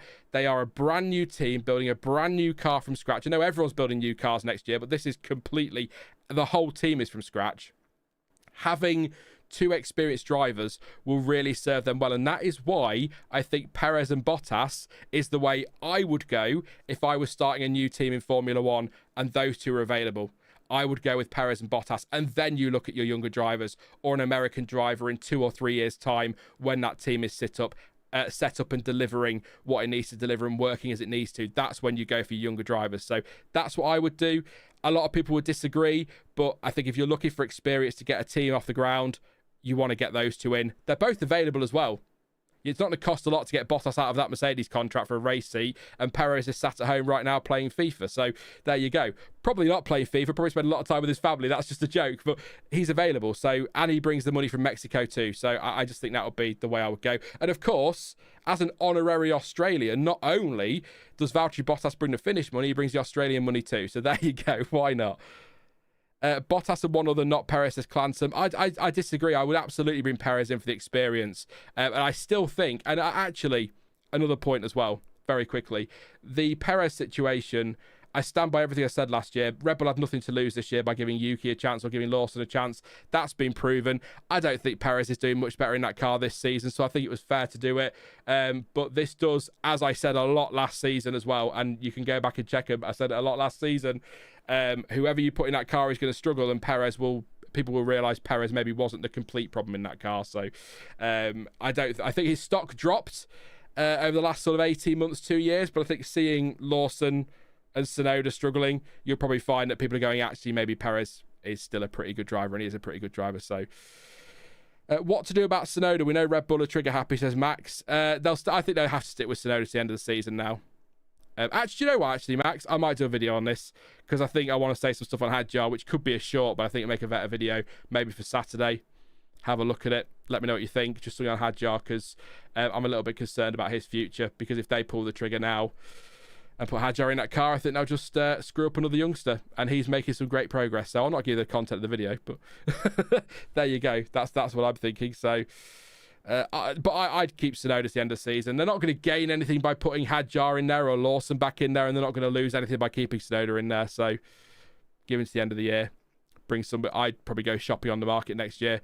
I probably wouldn't promote Hadjar for next year either, but nothing against him. I just don't want him to go there. Perez will be cheap to contract now. His stock has dropped. I hope that's your question, by the way, Red Raven, or in a roundabout way answered one of your questions at least. So there you go. And I promised I would, so I did it in the end. So any more questions, and then I'm going to wrap up for today because we've been going a lot longer than I thought we were going to. In fact, we've been doing 3 hours and 16 minutes. So let's give it maximum 10 minutes to round off today. I'm getting hot as well, so I might turn the lights off in a minute. I'm getting a bit sweaty and gross. I had a second question as well. Thoughts on Alpine in general and Briatore, that old crook in particular, who becomes team principal of that poison chalice, says Red Raven. Who wants it? I'll put that question back to you. Who would want that job? I'm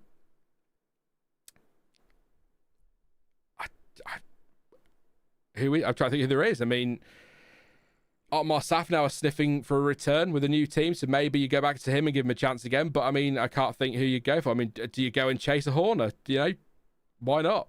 Do you go all out for him? I just can't think of who fills that place at Alpine as team principal.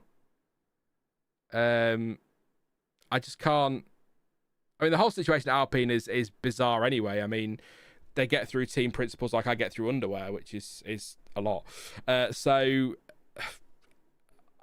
I can't think of a team principal that would want to be in that role right now. I think Flavio Briatore has very much got control of that team. Whoever is going to be team principal is very much going to be under his control, if you like. A bit of a puppet. I don't want to make it sound as dramatic as that, but that's kind of how I feel with it.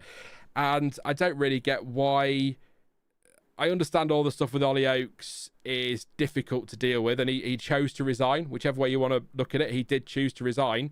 So that's kind of left them in the lurch because I think he was the answer for them. But they get through so many team principals, so many people behind the scenes anyway, and I'm not really sure what they're doing. And they're a strange team anyway because they're dropping their work stuff with Renault and they're going to go with Mercedes power. So they're not a works team anymore, but they also say they're not for sale, when actually I think maybe they should be for sale. So I don't know. I can't think who would maybe take that place. Let me know what you think. And Gunther Steiner says CPB with a lol. Put Steiner in that role. Managing disasters is basically his CV, if only for the wildfire, says Red Raven. It's just such a strange team. I can't get my head around them. And I don't think... Look, I'm not going to judge Colapinto at this stage. He struggled. There's no doubt about it. But Doohan struggled. But Doohan also had pre-season. Colapinto has been thrown into that car at the start of a triple header with no opportunity to breathe, no chance to get up to speed, just straight into it. I don't think we can be fair and judge him on that one. So let's see where Colapinto is at the summer break, and then we'll have a conversation. But I'm not convinced the Doohan swap has made any difference. But again, at the same time, Colapinto's had no time to really get up to speed, has he? So, and I like Franco Colapinto, by the way, for the record. I think he's quick. He is accident prone, but he's quick. And if a driver's quick, it's easy to sort of hone or to sort of move those accidents away. You can kind of work on that a little bit and stop them having them or have fewer of them. So as long as he's quick, I'd rather have to work on stopping a driver crashing that's quick than trying to make a slow driver fast, that's for sure. So I like Colapinto. I'm not overly keen on some of the people that he's brought with him, fan base wise. There are some great fans out there for Colapinto, by the way. It's not everybody. There's always a small minority, but nothing more with Franco. He's all right. The Enzo team, enough says Red Raven. Yeah, it's just always a disaster, isn't it, with that team? It's never that far away, is it? I mean, good God. I'll always have some love for it. I'll always love Briatore to a point for his part in Schumacher's success and giving him that chance after his debut with Jordan to get him in that car, because Briatore played a huge part in Schumacher ending up where he did in the end. So gotta give him that credit. So there'll always be that. I'll always have that soft spot for him, but I'd still maintain that, you know, Do I want to have this conversation today?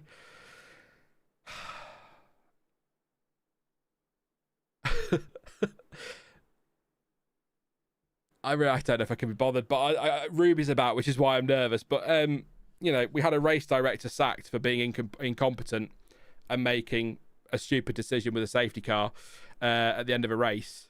Yet we have a guy who literally cheated, actually fixed a race, who's allowed to come waltzing back into the paddock as effectively a team principal, stand-in team principal. It just feels like a double standard to me. And I know certain courts overruled the decision to ban him for life, but I can't quite wrap my head around that. And yeah, there you go. I don't. Yeah, it's just weird to me. It's just very, very weird. Yeah. Could Aston allow Max to compete at WEC during an F1 season? Do you know, actually, there could be a situation where Aston say, we'll let you take Monaco off to go race somewhere else, for example, if that's what he wants to do. Although Monaco's moving, so that might not count, but we might let you miss a Grand Prix to go do Indy, or we might let you miss a Grand Prix to go do Le Mans or something like that. They might let him do that, and that might be a sweetener there for him, but things are definitely not happy at Red Bull, are they? So although I still think he might stay, if it got announced tomorrow he was leaving Red Bull, I wouldn't be at all surprised. It's one of those, it's weird. Also known as Eccleston's last revenge, says Red Raven. It's weird, isn't it? It's not. I don't blame Fernando Alonso for it, but I still find it baffling that he keeps that win, because although Fernando did nothing wrong that race, it was still a win that was gained from the team cheating. So, but the problem is you can't go back in time now and do anything to that, because then you start handing championships out to other people, don't you? And then you've got where do we stop? That's the problem. So just very strange to me, but yeah, may as well let them take Canada off next year, as no one is going to watch it, says Chauncey. Yeah, where's Canada? As we know, I can't wait for this year's calendar to come out, because I know they're moving a lot of races around, aren't they, to try and regionalize it more, which I think is good. But I expect a massive shake-up in Red Bull, says Moray. It does feel like the end of that Ferrari era, doesn't it? Again, we're getting that, so I think a shake-up is probable. Unless your master says Glancever saw that one out the corner of my eye. Yeah, very, very true. And do you think Max will do any different in WEC? He will probably kill a few drivers there because of WEC crap rules, says Sportsmade. I think I'm not going to answer that bit directly. I think that might be a little bit tongue-in-cheek, but I might be wrong. But I think I think he'd like to have a go in WEC. In fact, we know he does, doesn't he? So I think he will. I could see Max being a driver who goes for the Triple Crown. I could see it. In that regard, a little bit Alonso-like, in that he just wants to race. That's all he wants to do is race. You know, there are other drivers have other interests, whereas he just wants to go racing. It's why he's on his sim all the time when he's not racing. I could see him going for the Triple Crown. I'm not saying he'll win it, but I could see him going for it. Next year was going to be Canada and Indy at the exact same time. Not sure if it's changed or not. I know they're trying to move Canada, because it's bizarre to everybody that we have this situation. We go from Miami to Europe. So we go North America, Europe, North America, Europe, when we could go North America, Europe, or Europe, North America. But I'm not going to get into the weather and things like that. But yeah, I think Max is a driver who will go for the Triple Crown, was my point there. A couple more points, then I'm going to wrap up for today. I said 10 minutes tops. We're a couple of minutes away from that now. So he was fast at the hardest track of them all, the Green Hell, says Red Raven. What was his name? What was he calling himself? Franz Hermann, was it? I don't know if that was the same thing, but WEC champion, Indy champion, F1 champion. Was somebody asking what the Triple Crown was? Yeah. Red Bull should make Max do a Japanese-style apology and bow his head in shame in front of the entire team for bringing dishonour to them and their family and their legacy, or something. Says Citing Canvas. I like the ... or something. Just something maybe less extreme, but no, there won't be a. There'll be no internal stuff. There might have to be a conversation with him with the FIA, but he has been summoned to the stewards, of course. Let's see if we can get on this FIA website yet. The answer to the question is no. I still can't, unfortunately. That's annoying. So I can't tell you what's going on, but we do know that Max Verstappen is going to the stewards over the start-finish straight contact with Charles Leclerc. I can't imagine either driver getting anything for that, but it might just be a conversation they need to have. I don't know. Yeah, not sure. Not sure what's going to happen. Graham Hill is the only Triple Crown winner, says Farting Golf Balls. Scroll back through the chat. We're going to wrap up in 170 if you're still here, so thank you for sticking around for my waffles. But yeah, definitely miss the race reactions for stuff like this. So going to be a long 2 weeks to Canada Society Canvas. Yeah, actually, I will say this actually. From looking at it now, it's got me excited for Canada. It was looking like we were going to end up being like, oh, well, that was Spain done, then what now? Oh, 2 weeks till Canada. Now there's going to be a lot to talk about, isn't it, as we're proving in this now, or a load of waffle. Max is heading to Stewards now, says Pascal. Thank you, Pascal. Site is still down. It's really annoying, so I don't know what's going on now. So, yeah, Nico Hulkenberg, there he is, 5th place. So just a reminder then before I finish for today, Piastri, Norris, Leclerc, Russell, Hulkenberg, Hamilton, Hadjar, Ghazi, Alonso, and Verstappen, your top 10. Very strange. Very strange. Yeah, I don't know what to say. Any more comments? Any more questions for a wrap up? Briatore have a new L plan ready, says Paul. Well, Paula actually, Paula Muller. I will say this. Briatore's talking about race wins in 26 and title challenge by 27. So, yeah. Look, there's a whole. I'm not going to sit here and go, ha ha ha, don't be so ridiculous. But actually, there is a rules change, a massive rules change coming next year. That can shake the pack up. It could happen, but I'd be very, very surprised if that does. So, really thought Hulkenberg was going to lose out in a safety car. Do you know what, Neelish? I thought that about Alonso as well. I thought that was going to be a situation where we're expecting points for Hulkenberg and Alonso's on for points, and then, boom, done. It is Renault, Red Raven. For now, it's Renault. I don't know what's going on there, but if ever a team needed some owners that actually wanted to... Look, Renault will be back. They're taking the engine away for now. They'll be back. They always do it. They go away for a bit, and they come back, and they go away for a bit, and they come back, and there you go. There you go. Nico commentary was on point, says Ruby. What was it? 100 race plans, says Red Raven. It's more than 100, yeah. Time to watch the S show that is IndyCar in Detroit. How many safeties are we betting, chat? Is Indy on next at Detroit? I think Detroit is the one I really enjoyed last year. John T's going to mouth off at me like, how dare you? There's so many great races in IndyCar, but I think Detroit was one I really enjoyed. So, yeah. And Renault Nissan could really use some cash right about now. Yeah. So one more then, chat, before I go. Who was your driver of the day? I am going with Oscar Piastri. I can see a lot of you going for Hulkenberg, but pop a surname. I'll give flop a surname in the chat. And let me know your driver of the day. I'm going to turn the light off now because I'm too hot. And I need to go and get a cold drink with lots of ice in it. There we go. It's dark. Ooh. You see the TV flashing now, so I better stop that doing that really. There we go. Yeah, but I'm going to go with Piastri. Controlled the race. You know, the pressure of a championship fight. He's still young. Got out there. Had his teammate in his pocket. Never looked under threat, even after the safety car. Absolutely nailed it. Perfect restart. Built the gap he needed. Oscar Piastri all day long. Yes, I'm fully aware. There might be some bias here as well for that one, but I don't care. I'm so keen for him to win the championship this year, just because it's been so, like, nothing against Norris. We've had British world champions recently. We've had Dutch world champions. We've had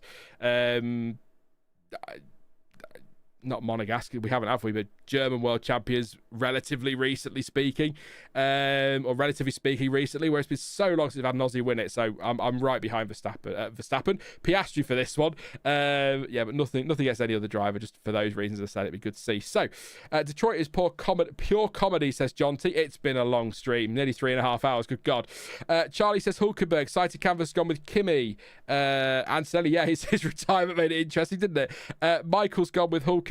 CPB's gone with Hulkenberg. Kira's gone with Hulkenberg. Moray, Pascal, Saya's gone with Hulkenberg as well. It's Hulkenberg for Jonty.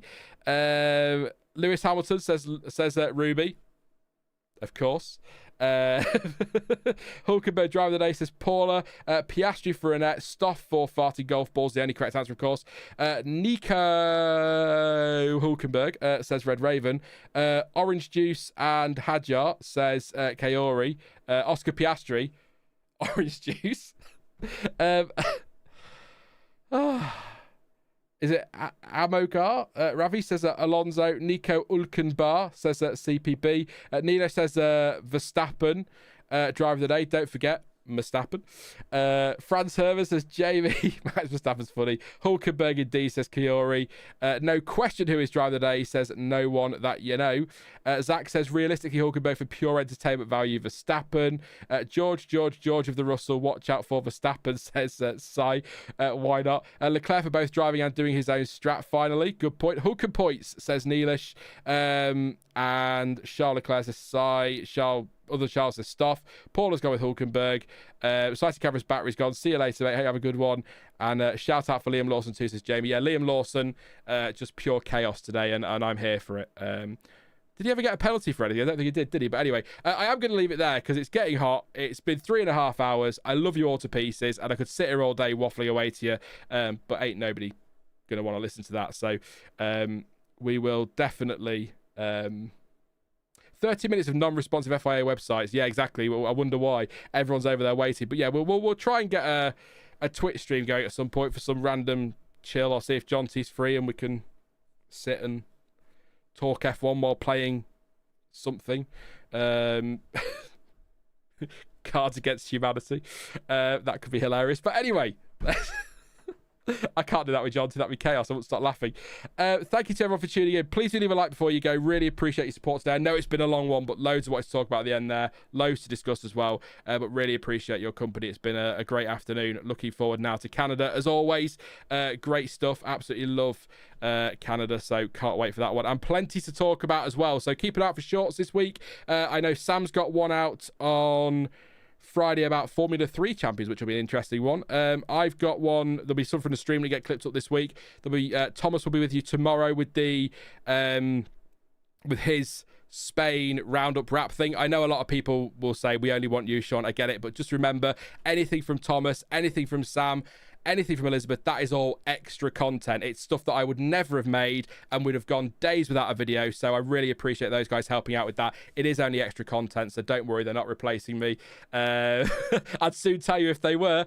But as ever, thank you for watching. I've been Sean. This has been the F1 Word. And until next time, goodbye.